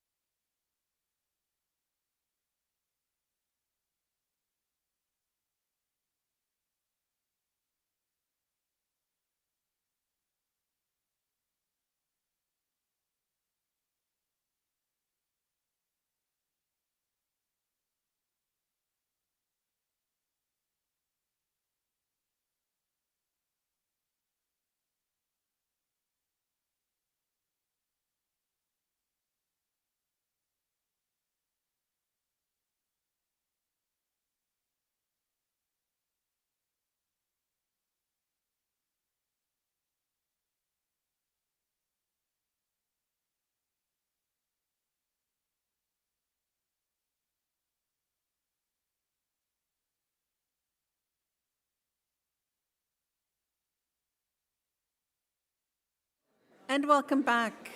Welcome back. Check it out. Maybe we have more Easter eggs. I don't know. Oh, I'm not supposed to show it to you. I'm sorry. I just want to thank the last panel for their inspiring discussion. It was so, somebody was commenting to me on the side how wonderful it was to see a panel of women that were talking about all of those different issues and were so engaging. It was nice to see women on the stage, all women. I also want to thank, I don't know if you noticed this, but we had a little technical glitch, and our girl Val, she did some on-the-spot translation for us. That wasn't planned at all, and it was, let's give her a round of applause. That was pretty amazing to be able just to say, okay, here's what she said. Awesome. I also wanted to say to the lady who was feeling, well, a couple of people were feeling emotion when they were talking about their work. That really shows us how important the work is to our people. And you feel that emotion because that is the connection between us and our land and our water. So don't apologize for that, embrace that, and we're very happy to see that happening in us. I just want to remind you about the reception plan for tonight. It will be at the Crystal Palace, which sounds really exotic, does it not? And it's a room over on that side, so where lunch was served. Doors will be open at 5:45 for drinks. We'll have that quick awards ceremony. And come and honor your fellow guardians and enjoy light snacks after. So not dinner, but maybe you go have dinner somewhere else and have even more fun. And I don't know if anyone is posting on social media. I don't know if anyone still does Twitter or X or whatever it's called, or Blue Sky or Instagram, at GW the Instagram, or Facebook. Remember to use the hashtag Guardians Gathering or hashtag GG25. So throughout the gathering, if you're going to post on social media, and I'm sure you are, I know I already have, I'm going to go back and put those hashtags on. So on to introducing our next panel. I would just like to, I'm sorry, I'm dropping all your things here, so try not to show it all. No, thank you. Now, I would like to welcome our next panel. Could you give a round of applause for Dr. Amy Cardinal Christensen, who will be leading our discussion. Amy serves as a policy advisor with the Indigenous Leadership Initiative. She is a research scientist with expertise in Indigenous fire stewardship, which is really timely for all of us today. Indigenous wildland firefighters and wildlife evacuations. She has convened a panel of speakers who will talk about how they are restoring fire kinship in their nations throughout Guardians initiatives. Welcome. I'm sure you all know who you are on the panel. Please join us on the stage. Oh, they're going to stay down there. Sorry. Oh, no, stay down there. Thanks. Sorry, we're the last panel of the day, so we're going to do things a little bit differently, and I'm blinded by the light there. Geez, that's impressive, you guys. It's very bright. So this is our fire survey. So if anybody's interested in fire, you're working in it with Guardians, you want to start a Fire Guardian program, do training, do response, please click on the survey and let us know, what you'd like to do. It's questions there. It's in English and French. Thanks to Val for translating it at 10 o'clock last night. But yeah, and so we'll put it up at the end too, and really happy to get your feedback on what you're doing in your nations. So with the sorry, do you need it back? So I'll just go to the next one. So for the Indigenous Leadership Initiative, one of our big focuses is on fire. I know that Val and team are very passionate, the advisors, about the impacts fire is having both on our landscapes and on communities. So it's one thing that we're really taking on. And so I joined last May with the Indigenous Leadership Initiative, coming from being a research scientist for 13 years and an Indigenous fire specialist for Parks Canada for 2 years. And I got really tired of, just no action. We were doing a lot of talking, a lot of research, but nobody was ever listening. And I love ILI, I love the Guardians, I love IPCAs, so it was a great match. And thanks to Linda for, I met Linda first.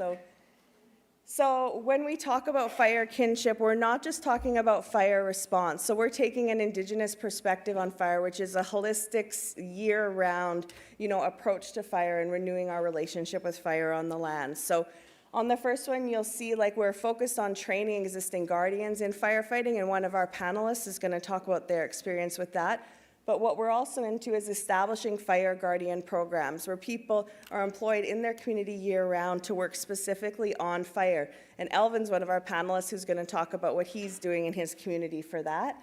And then also fire stewardship in Indigenous protected and conserved areas as well. And so we also have Tiffany here who's going to talk about rematriating stewardship too. But one thing, we also have a group that we formed, which is now a project within ILI, and it's called the Thunderbird Collective. So you've probably seen some, I think we put magnets and stickers and stuff in your swag bags, and so that's the logo. And so it's a national working group that's focused on Indigenous fire issues. Right now there's a steering committee of 11 Indigenous fire knowledge holders. The website's launching soon. There's going to be money for people to go to conferences, to go train, to do exchanges. Tiffany just went to Australia. There's really cool things we're going to do. So I'll get Linda to help me because we're going to, all the people that are out watching in the lobby, I know there's many of you. I saw them before. So you're going to miss the hat toss. So we'll get Linda to help us. So our logo was designed by Jordan Twist, who's a 20-year-old Cree artist from James Smith Cree Nation. And she was our youth advisor on the Thunderbird Collective and designed the logo, which is a beautiful, you'll see on the hats, but it's basically shows the relationship of tending fire. And Paul's going to tell the Thunderbird story that kind of helped us to that. So yeah, we'll toss some hats, we'll toss some patches if you want. Linda's going to run up so you don't have to.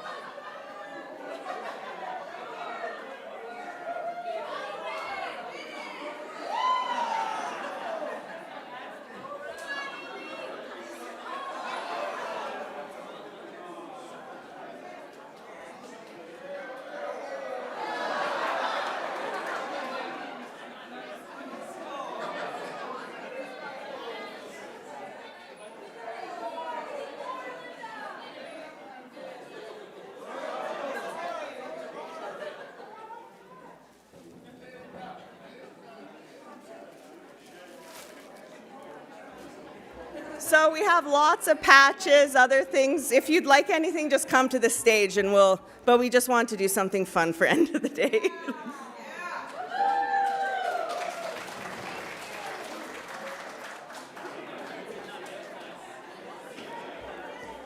Oh man. Hold the conference there. This wasn't the plan. The hats, we'll get one after, yeah.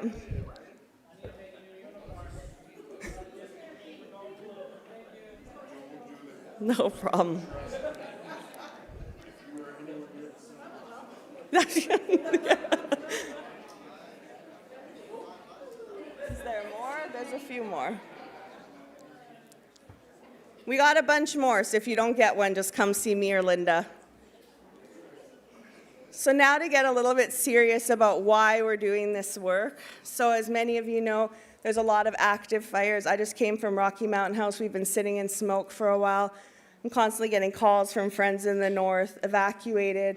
Indigenous people constantly are experiencing racism in our evacuation processes, and that's part of the reason, we're impacted the most by fires, but never allowed to make decisions on our land or do any sort of land management. So these are all the active fires today across Canada, impacting almost exclusively First Nations and Métis communities in the north.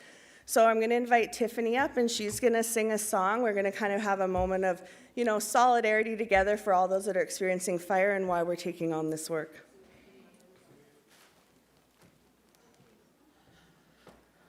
Asiem schlaswet and a snap, chest and tiu set na chitinat chintlas kopmish ochmech tenits and at couts and tenits and at samana. I'll do a longer introduction later when I'm on the panel. But I wanted to share a song. It's the paddle song from my great-great-grandmother, Ta'a Agnes.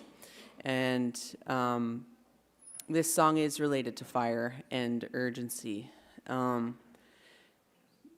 I want to share about the song before I sing it is that when she was singing this song, she sang it in Skoltmish Snachium, and the church made her change it.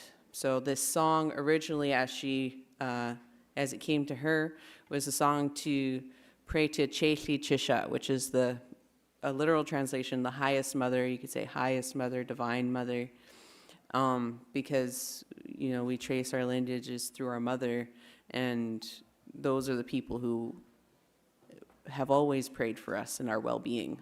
Our mothers, our grandmothers, all the matriarchs in our line. And so that's what she was praying to when she was 10 years old, on the north shore in Aslahan, our village of Aslahan, when a fire broke out in so-called Gastown when they were building it. When they created Gastown, they cut down giant ancient cedars. Imagine a tree trunk as big as this room. They cut down cedars that big to barricade us out, the Skoltmish people, the Tsleil-Waututh people, the Humatskin people. They kept us out of that place. And, very often when you speak to knowledge holders in Coast Salish lands, they'll talk about they cut down those trees to hurt us. They cut them down to hurt us. And, that's genocide. That's ecocide. They did things to hurt us. And that they're doing it to hurt us because they're doing that in Palestine. They're cutting down ancient olive groves, thousands of years old, to hurt those people. So when you hurt the land, you hurt the people, the original stewards of those lands. And yet, when those people could have been totally wiped out and killed from fire, my 10-year-old great-great-grandmother couldn't watch people die. And that's what it means to remember who you are. Remember the human inside of you. To remember that you're human means to remember that you're sacred. And so when I think about, there's so many things I think about, but that's something I'm thinking about today. Remember the sacredness. We're going to be praying for all the people, all the sacred life to be saved as best as we can through our prayer. And I raise my hands to you all. I know there's many of you who do that wildland firefighting. So thank you so much for the work that you do, that you have done. So we'll be praying for every family and community and nation affected, both the human and more than human world.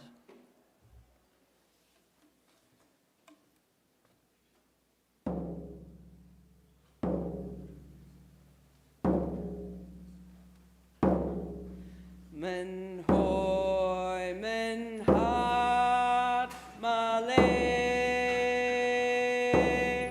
chechi ta chisha, man se quiste when tomos tane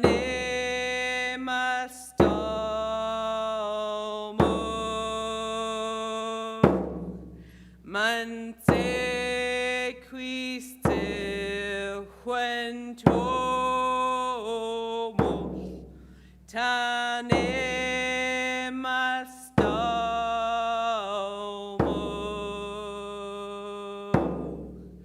men hoi, men hat, male, chesita chesha,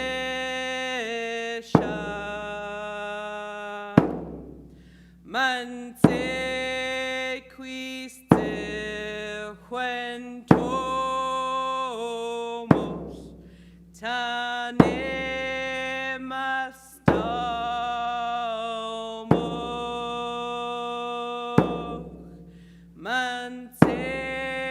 quiste huentomos,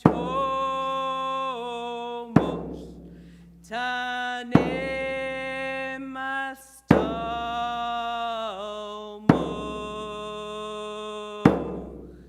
men hoi, men hat, male, chesita chesha, manse quiste huentomos,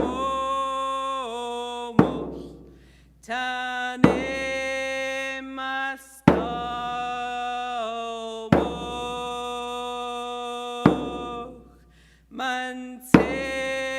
quiste huentomos, tane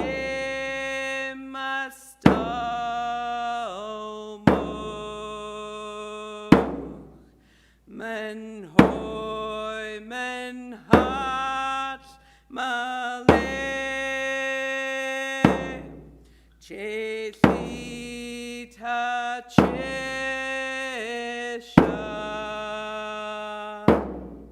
manse quiste huentomos, tane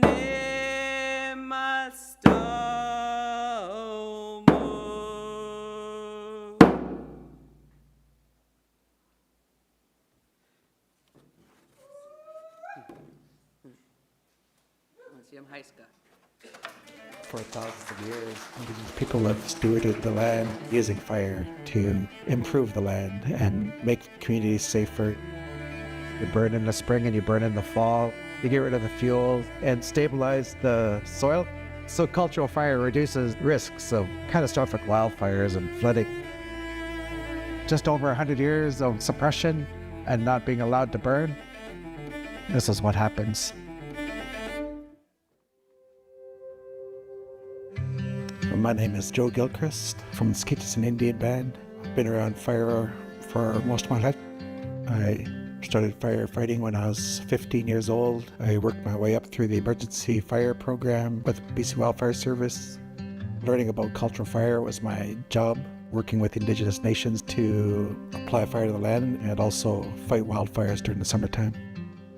This is my sister, Kathy. And then this is our property. Still working with Ministerial Forest, and my sister asked me to come burn. We'd burn all the ways there, then all the ways down. And we did that over about 20 years, eh? We would burn the whole area. We didn't allow any seedlings to come up to make it a thick forest. We wanted to keep it open. We wanted to make sure that this area didn't cause the house to burn in a wildfire. Because during the summertime here, the temperature is plus 30 degrees Celsius, and it's built for fire. You can see it farther down the valley. It hasn't been stewarded for hundreds of years because Indigenous people weren't allowed to use fire. So sage, fern, ponderosa pine was really thick. It was just perfect for a catastrophic fire to come this way.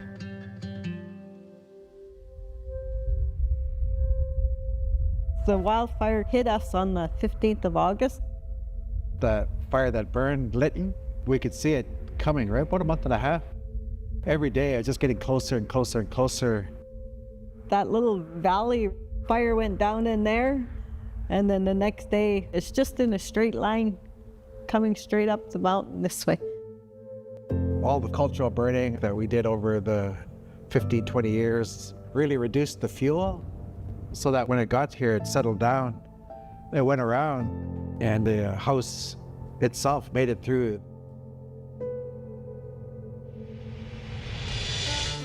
state of emergency has now been declared in BC as thousands of people remain displaced from their homes and communities cut off by catastrophic flooding. The atmospheric river hit us on November the 15th. It started up above where the pig pen was, and then it just kept eating up that way. In the past, over thousands of years, Indigenous people would burn every 4 years in the fall time, would release nutrients into the ground. The nutrients would go down with the water and then the roots would follow. So in the springtime, when the snow melted and the floods happened, the banks weren't affected because the roots were strong and stabilizing the slope. Taking away cultural burning just made it so that there's less roots and less live vegetation. Everything above us, there was no protection and nothing holding our banks. It was just dirt. Without cultural burning to control the flooding, the river took the house.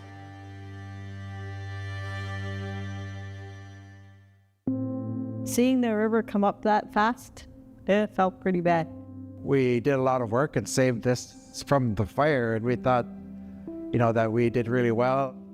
It's a really slow, painful process to rebuild after compared to what we used to have.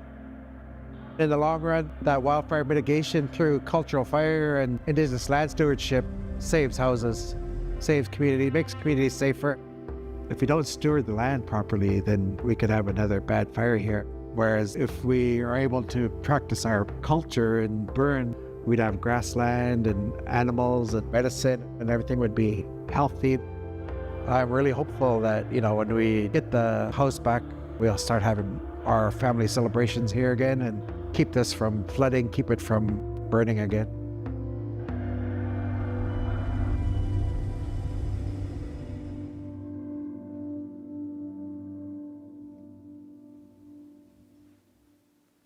Thanks to Jordan and his Block by Block creative team for that great video.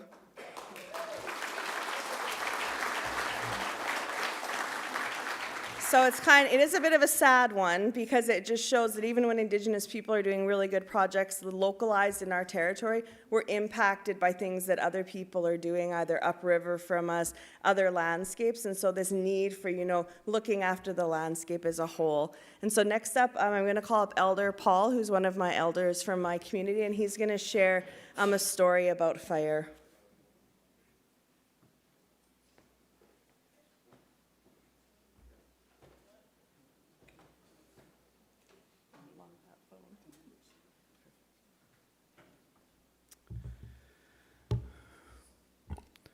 Nas komt nou moet gaan dumig aski gnawi tamog nimi tin piwi tago go haya kat mustat na go homa tan se piswa apartment skutiu ka piu pegian.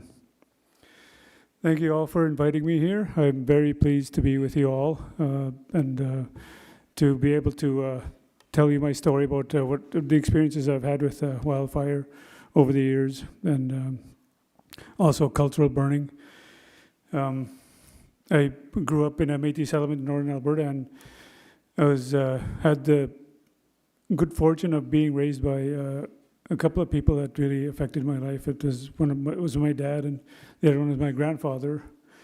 They were both very culturally motivated, and I think for my dad, it was because he went through the residential school system, so he was very adamant about preserving culture and the language.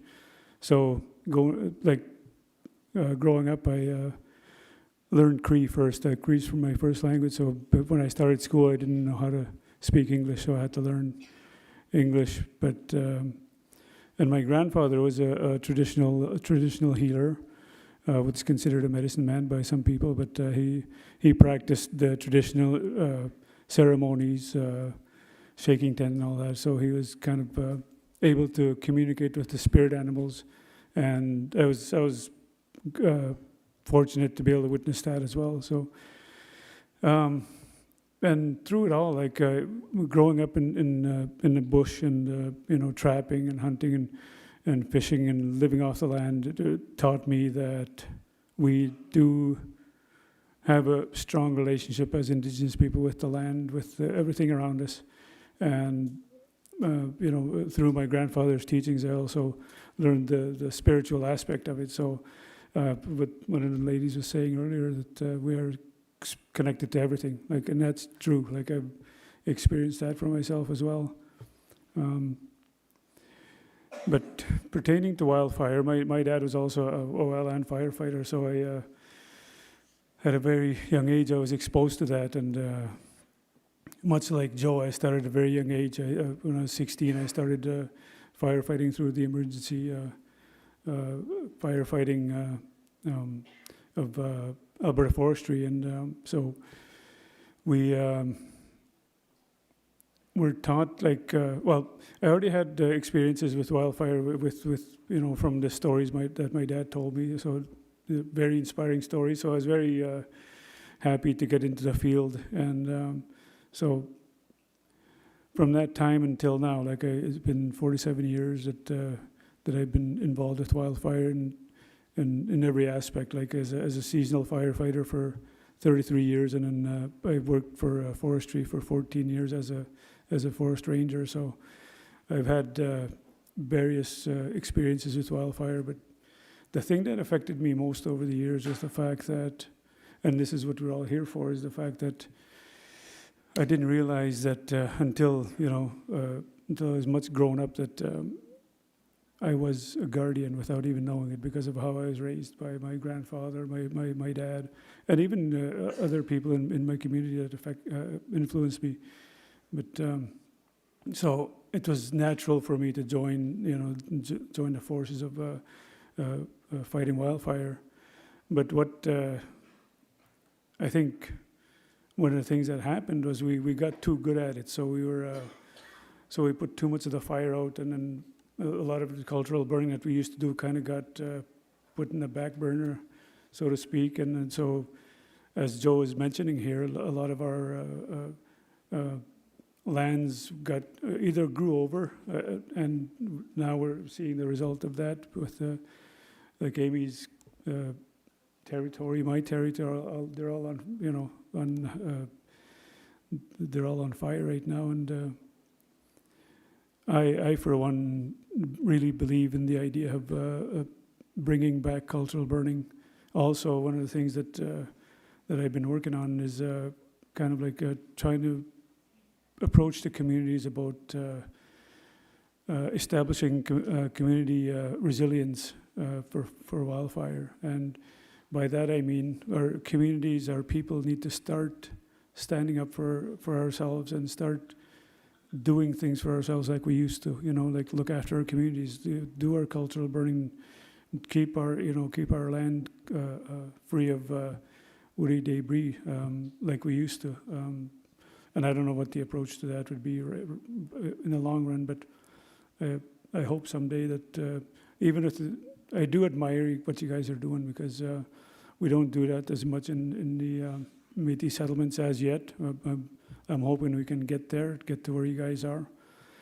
But the effects of what you guys are doing are very, it's plain to see, not only the wildfire aspect of it, but animal conservation and stuff, and water. I think it's much needed in our country. But just to go back to the wildfire for a minute, like Amy and the group had asked me to write something up that from a story that my grandfather had told me about the Thunderbird. And if you don't mind, I'll share it, Amy. My grandfather, Nimosom, was enigmatic to me when I was young. He was a deeply spiritual man who practiced traditional healing and communicated to spirit world. My grandfather used the power and knowledge that was handed down to him by the creator of all things. He always said, everything is connected and there wasn't anything that's completely alone. As kids do, I would often ask why things were the way they were, and this is how I learned about the Thunderbirds. I was fascinated by storms and how powerful they were. The sound of thunder and the flash of lightning were amazing to me. I knew of the Thunderbirds from our Cree language descriptions, but I didn't know about them in detail until I asked my grandfather. He said the Thunderbirds were bird-like creatures that lived in the sky. The lightning was the flapping of their wings. that created the electricity, while the thunder was their voice to warn that they were coming to restore balance. Everything had its place and purpose. However, if it became too abundant, it upset the balance of everything around it. This includes plants and trees. This was why we had and still have forest fires. The warning of the thunderbirds was to be aware that the fire is coming, so people and animals can go to a safe place. The rain that followed is so that the land wouldn't burn too much and it would put out the fires. Then the people would do their part by doing burning where needed to help restore balance for grazing animals and areas where berries and medicinal plants would grow. Thinking back on it now, I understand why we have such intense weather events. It's because the thunderbirds are trying to restore balance. These stories came from handed down knowledge and experiences by our people who shared everything in nature with everything around them by interaction, not just living on the land. We are connected both spiritually and physically with everything around us as people. And this is what drives the Thunderbird Collective to want to restore balance, advocate for our people and the land, as it's what brings the group to common ground. It is passed on experiences and knowledge that's embedded in our collective DNA. Thank you.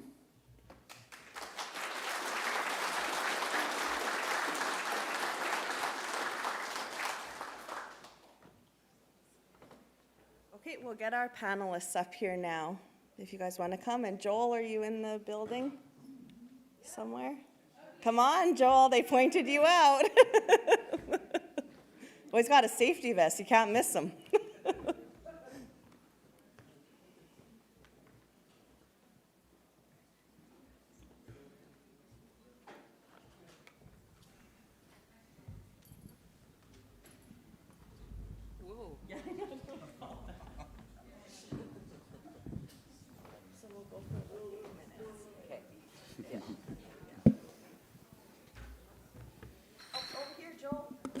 Over there?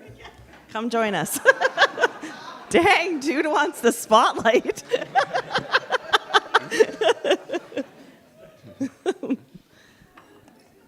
Okay, so just so you know, we're limited on time. So what this is it's really to present these folks to you that are working in fire. You can get to kind of know a little bit about their programs and follow up with them over the next 3 days. And then we're on Thursday afternoon also having a deep dive into the program that Elvin's building. So this will seem a little quick, but just so you know, we'll be around all week to talk about fire. So Elvin, I'll pass it to you first. If you could just introduce yourself and then talk about what drew you to cultural fire and wanting to build an Indigenous Fire Guardian initiative with Blood Tribe. Okay, I come from the Blood Tribe and the Blackfeet Nation in Montana. So yeah, the kind of objective I'm trying to achieve is having a crew that's readily available to burn. We do have a fire department, but they're more like suppression is really ingrained into them, and like once we start a fire, they're instantly trying to put it out. So we're trying to have our members have that capacity to be able to burn when that window is proper. We usually miss it in the mountains because we can't access our timber limits due to it being controlled by the national park system. So if we're able to have like a relationship and then the proper capacity to enter those areas, we'll be able to achieve burns and kind of safeguard our lands more. Since I've been young, the fire intensities have been increasing, it seems like every year, and that's just because fire suppression and drought and climate change. So being able to reintroduce that relationship that the Blackfoot people had with fire is really important. Our medicines, our plants that we use for homes and ceremonies, they're becoming harder to find, and that's because of the encroachment of invasive species or encroachment of grasses or just that lack of fire, right? So they're being outcompeted, and fire really opens up that growing space, and it allows a balance that needs to occur on the landscape. So just having we've done 3 burns so far. This year we have 6 people that are hired as a restoration crew that will have that capacity to burn. So in the fall time, we'll be trying to do multiple burns without any interference, right? Like, we really get impeded by that colonial thinking, and we're trying to change that narrative by educating people about the use of fire. Boarding schools have really influenced how people view fire through evil, like they view it as evil or just in a negative context. So having successful burns on the landscape with everybody involved is really, it goes a long way, just to show that collaborative effort, but then also what could be achieved, and then that relationship. It sparks memories in people's minds that they've suppressed or don't think about anymore. And once they see that fire back on the landscape being utilized as a tool, it sparks that memory, and then those stories start to flood their mind. So we're really trying to achieve that, getting fire to help everything, whether that's our bison, our traditional medicinal plants, our grasslands, or our mountain riparian areas. We're trying to utilize it in all aspects from a holistic perspective, right? So every project builds off each other, and I'm trained from a Western science perspective, and I try to incorporate everything into what we're trying to, how we manage our land. And instead of just being a generalist, a specialist, I'm more of a generalist. But yeah, just a little bit of our program that we've built thanks to ILI and all the support they've helped. It's been fun.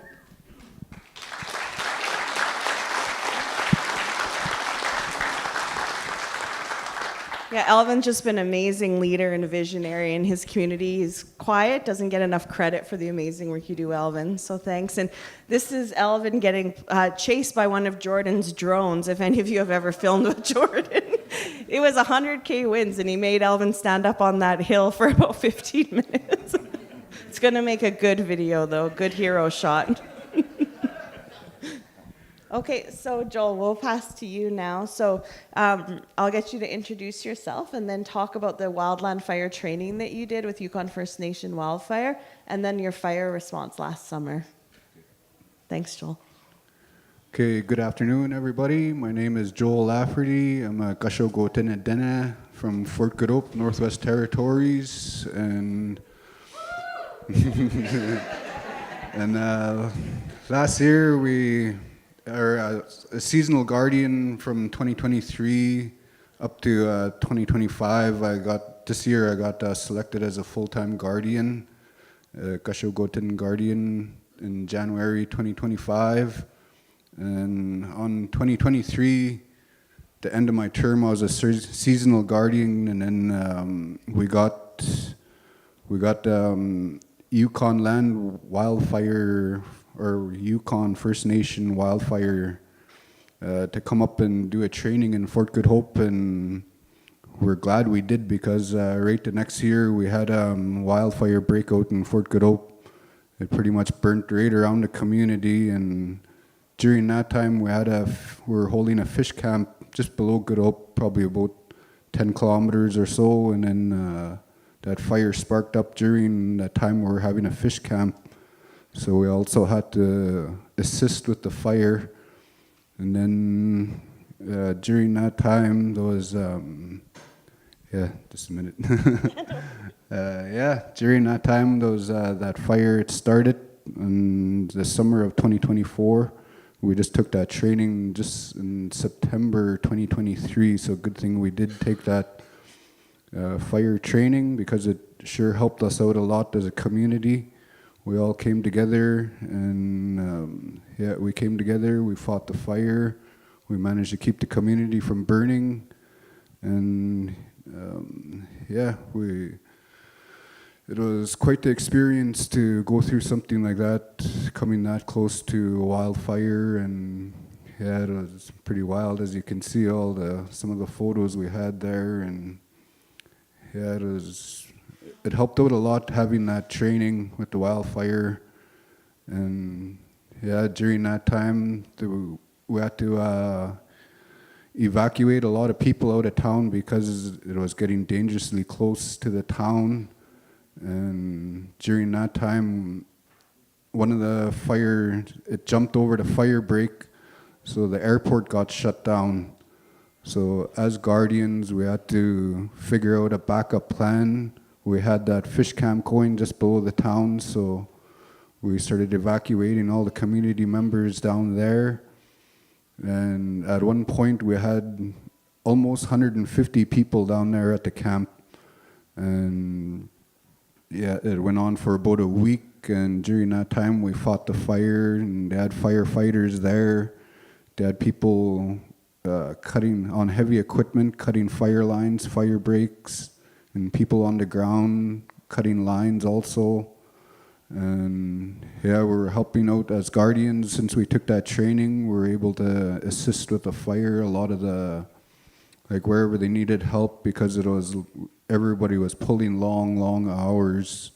So we would come in and help out wherever we can.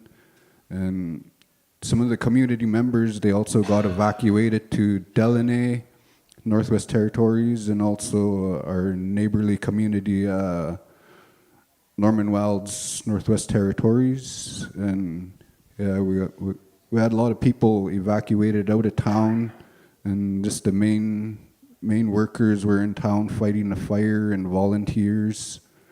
And yeah, there was really lots of volunteers, because we had cooks, we had people looking out for people's animals, and yeah, we pulled together as a community, and just goes to show when you pull together as one, anything is possible. And yeah, proud to be working with the Guardians, and yeah, proud to be a Gashogotin Guardian.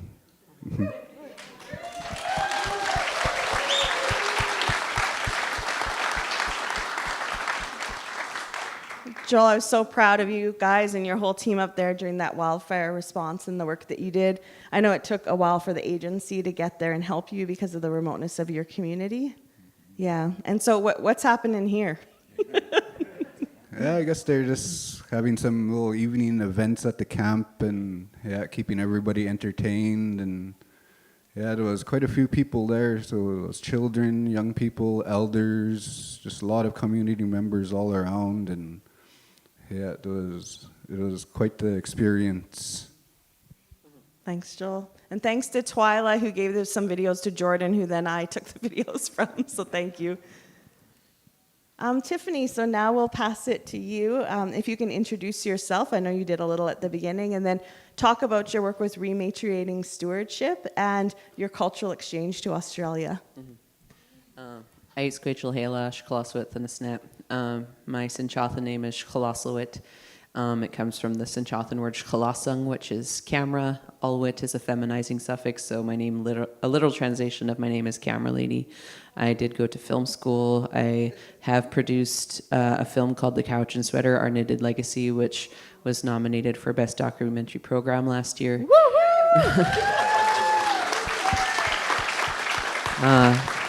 Please watch it. It's on CBC Gem, so you can watch it for free with ads, or subscribe so you can watch it without ads.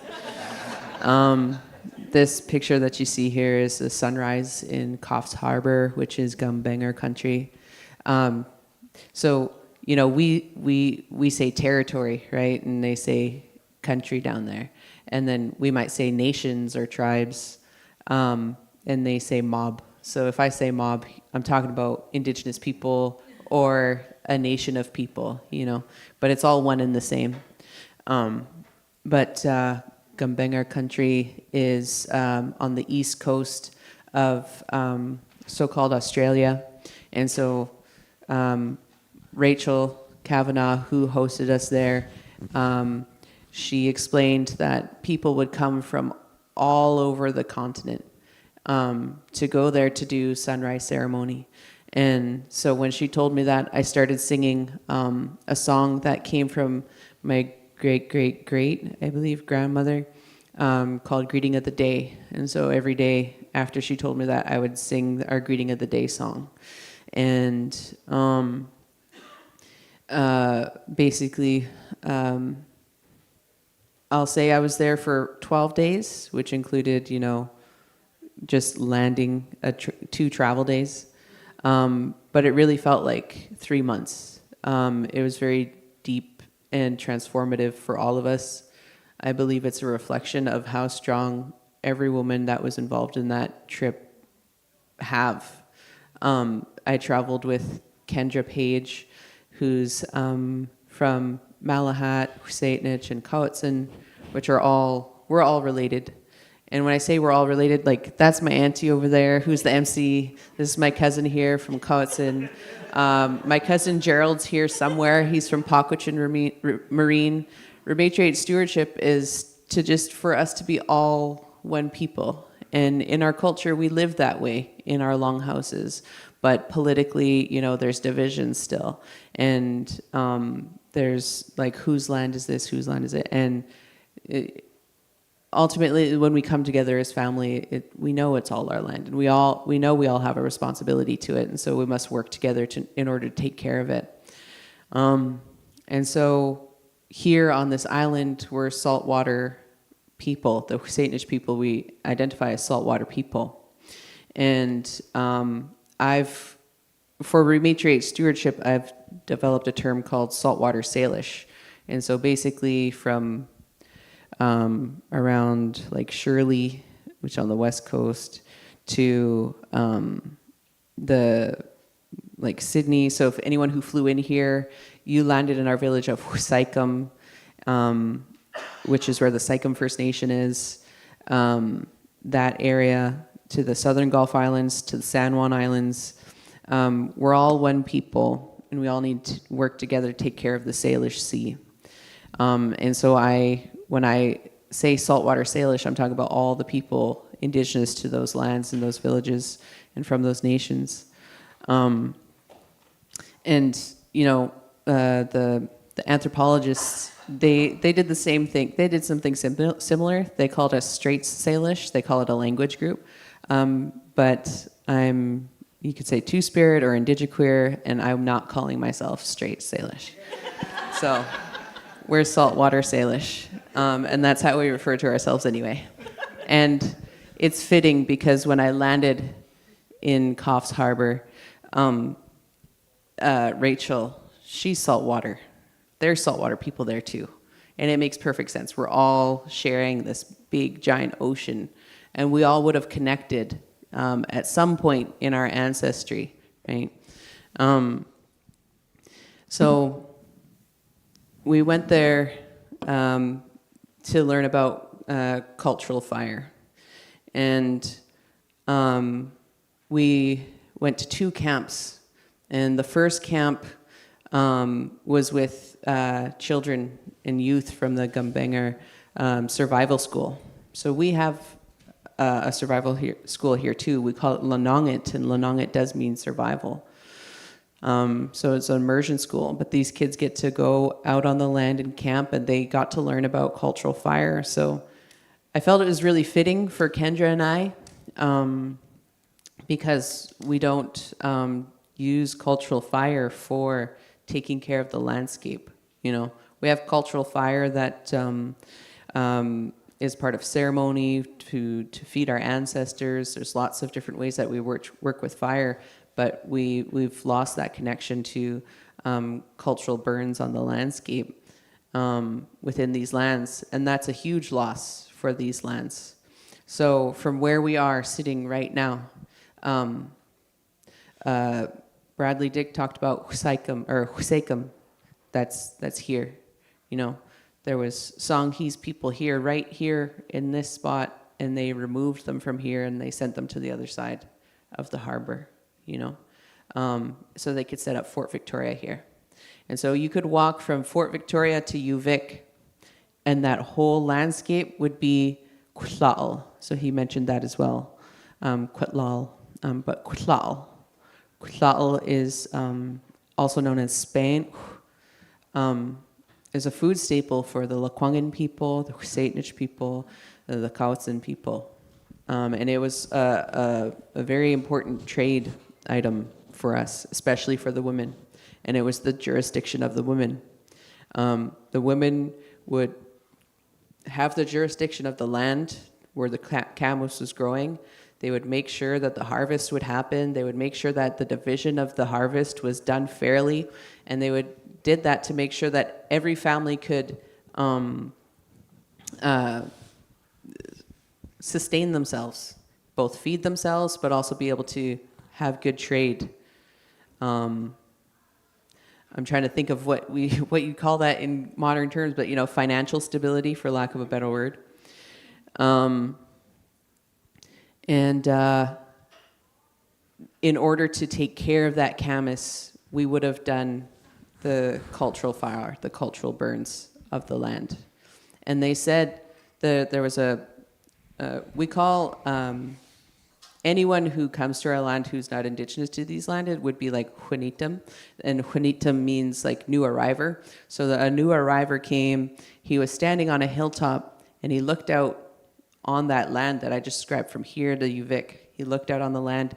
He said it was so blue with the camas lilies that he thought he was looking at the ocean. That's how much camas our ancestors grew here on this southern island.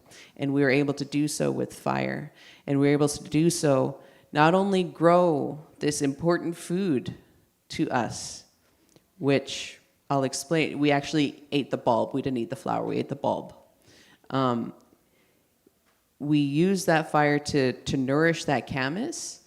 But I usually tell people, this is important teaching for everyone in this land to know, but everyone in the world to know, is that the first protocol for working on the land is having gratitude. My ancestors, over and over again, I was asked to start doing plant walks, and I said, I can't do plant walks because I don't make medicines. I'm supposed to learn about that from someone in my community, in my family, or my culture to teach me about the medicines for me to talk about them. And so what I did instead was talk about gratitude. Having gratitude. That's why my ancestor wanted us to greet the day, to remember how to greet the day. And because she prayed that I would know how to pray to greet the day, I was brought to a land where people greet the day, where everyone travels to greet the day, honor the sun, be grateful to the sun. And so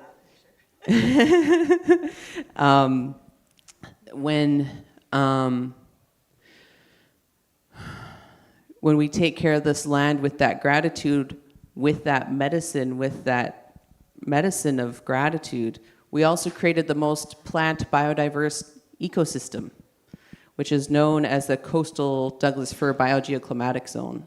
So you could go up to Comox, you could come all the way down to here, you can go over to the mainland, lower mainland, to the edge of Vancouver. That's all Coast Salish lands, and it would have all been managed with fire, and it would have all been managed for the camas, but a result of it, because my grandma always said, don't just pray for one thing, specific thing. And what she was teaching me was pray for that everything connected to this can have the best outcome. And so through those kinds of prayers, we made a landscape that had the most plant biodiversity. And it's still true today, even though this biogeoclimatic zone is the most densely populated in so-called BC. So for anyone who's from so-called BC, your nations, it's on your guys' land. It was mentioned earlier, talking about the crown land and how 90% of so-called BC is crown land and how that should be given back to the nations. Coast Salish peoples, most of our land is private. So it's directly us to a settler. That's the relationship we have to manage. And so that means if every municipality, every city every municipality or city, if they all gave their land back to us, you'd lose rec centers, you'd lose parks, but then there would still be like 80% of the land not being occupied or controlled by Indigenous people, cared for by Indigenous people. So we really need everyone living in our land to be good stewards. And so repatriate stewardship, we recognize that. Recognize we have to teach responsibility, care for this place just as much as we do, you know? And going to Australia, learning about cultural fire, we were able to go to the women's camp and work with all of the mob there who, they showed up, it was a mother, a daughter, an adopted daughter, which is another daughter, and her child. There was a cousin. There was Waylene and her partner and their children, their adopted child who's their child, you know? It was family. And we were in a women's camp because before contact, it's not like this was created because of colonialism. They've always had what they call men's business and women's business. And so this was a place where women's business took place, and that's why we were welcomed there to be there. That's why we were able to be there. You know, relationship is the most important thing in stewarding land. That's what repatriate stewardship is about, is recognizing the importance of relationship, being able to rebuild relationship between us, the Indigenous stewards of the land, and the land itself, because so much of it has been taken away. But also, you know, restoring those practices of being able to travel and meet people in other lands.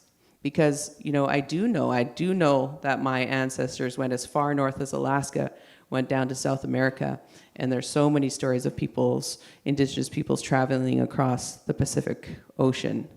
So I'm sure that my ancestors, I don't know if they made it all the way to Australia, but I know they made it to Hawaii. So, you know, this is something Indigenous people have done since time immemorial. You know, I've heard about people like traveling to New Zealand and being like, this is what we do where we're from. And they're like, oh, could you come and teach us? And they're like, oh, you know who taught us? Somebody from here. So, you know, there's a lot of discussion or comments in our communities where it's like, well, why is he doing that? Or why is she doing that? Or why are they asking them? Or they should learn from here. And that's true. We should be learning from our own people in our own communities. But as Indigenous people, we've always relied on each other from across the globe on how to work to fight back against colonialism and take back what's ours. You know, fire has been extirpated from my land. Doesn't mean that cultural fire has been lost. And fire has been extirpated from my land. Hopefully when people see what we're able to do to care for our land, that can restore trust in fire and restore that care for fire, restore that need for fire. Because when I was welcomed to Gumbayngur country, it was cultural fire that they used to welcome us. They use a kulamon, which is kind of like what we would call like a smudge bowl, made out of bark, that they burned the plant fibers with to smudge us, you know, what we call smudging up here. And they had to keep that fire going throughout the whole protocol, you know. And there's just some very deep and profound healing things that took place. And I think one of the most important was just that it was Indigenous women, you know. There's so many ways we are fighting to be heard, even in our own communities. Even when we're the strongest one in the room, we'll fight for our voice to be heard. We could have a lot of relevant knowledge that can be given to us in a culturally relevant way, and yet very often we're not treated like we're good enough. even though we might do all the work anyway without any recognition, you know. And I'm saying we, but I want to say like you all, you know, because I feel like there's so much that I still need to do to uphold responsibilities and lift up powerful and strong women. So I will stop there for now. Thanks, Tiffany. Awesome. I didn't know how long I was talking. No. I'm getting the wrap it up from Anna Banana over there in the corner. So, yeah, thank you for sharing. And if anyone, Tiffany's an amazing storyteller. She's on season 3 of the Good Fire podcast. It's our matriarch season, and Tiffany has an amazing episode on there where she shares so much. So listen to that one as well. And yeah, I think we don't have time for questions, right? We've started late and have the awards. So I think thanks to the panelists. Again, maybe we'll give them another round of applause.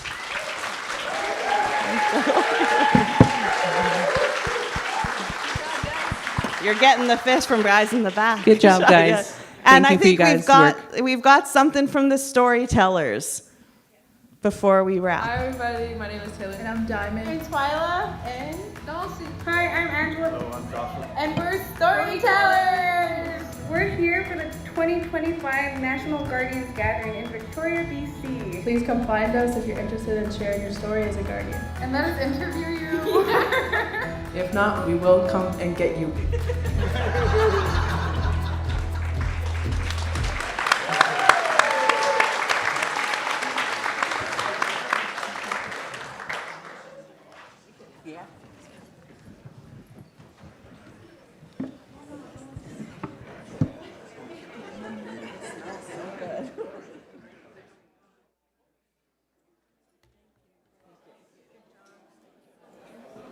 All right, that's the end of our day. Thank you to all the panelists who gave us such wonderful information about fire kinship.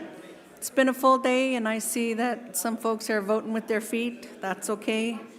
I encourage you to rest before you come back to the Crystal Garden for the award ceremony. Haishka, thank you. Have a good evening.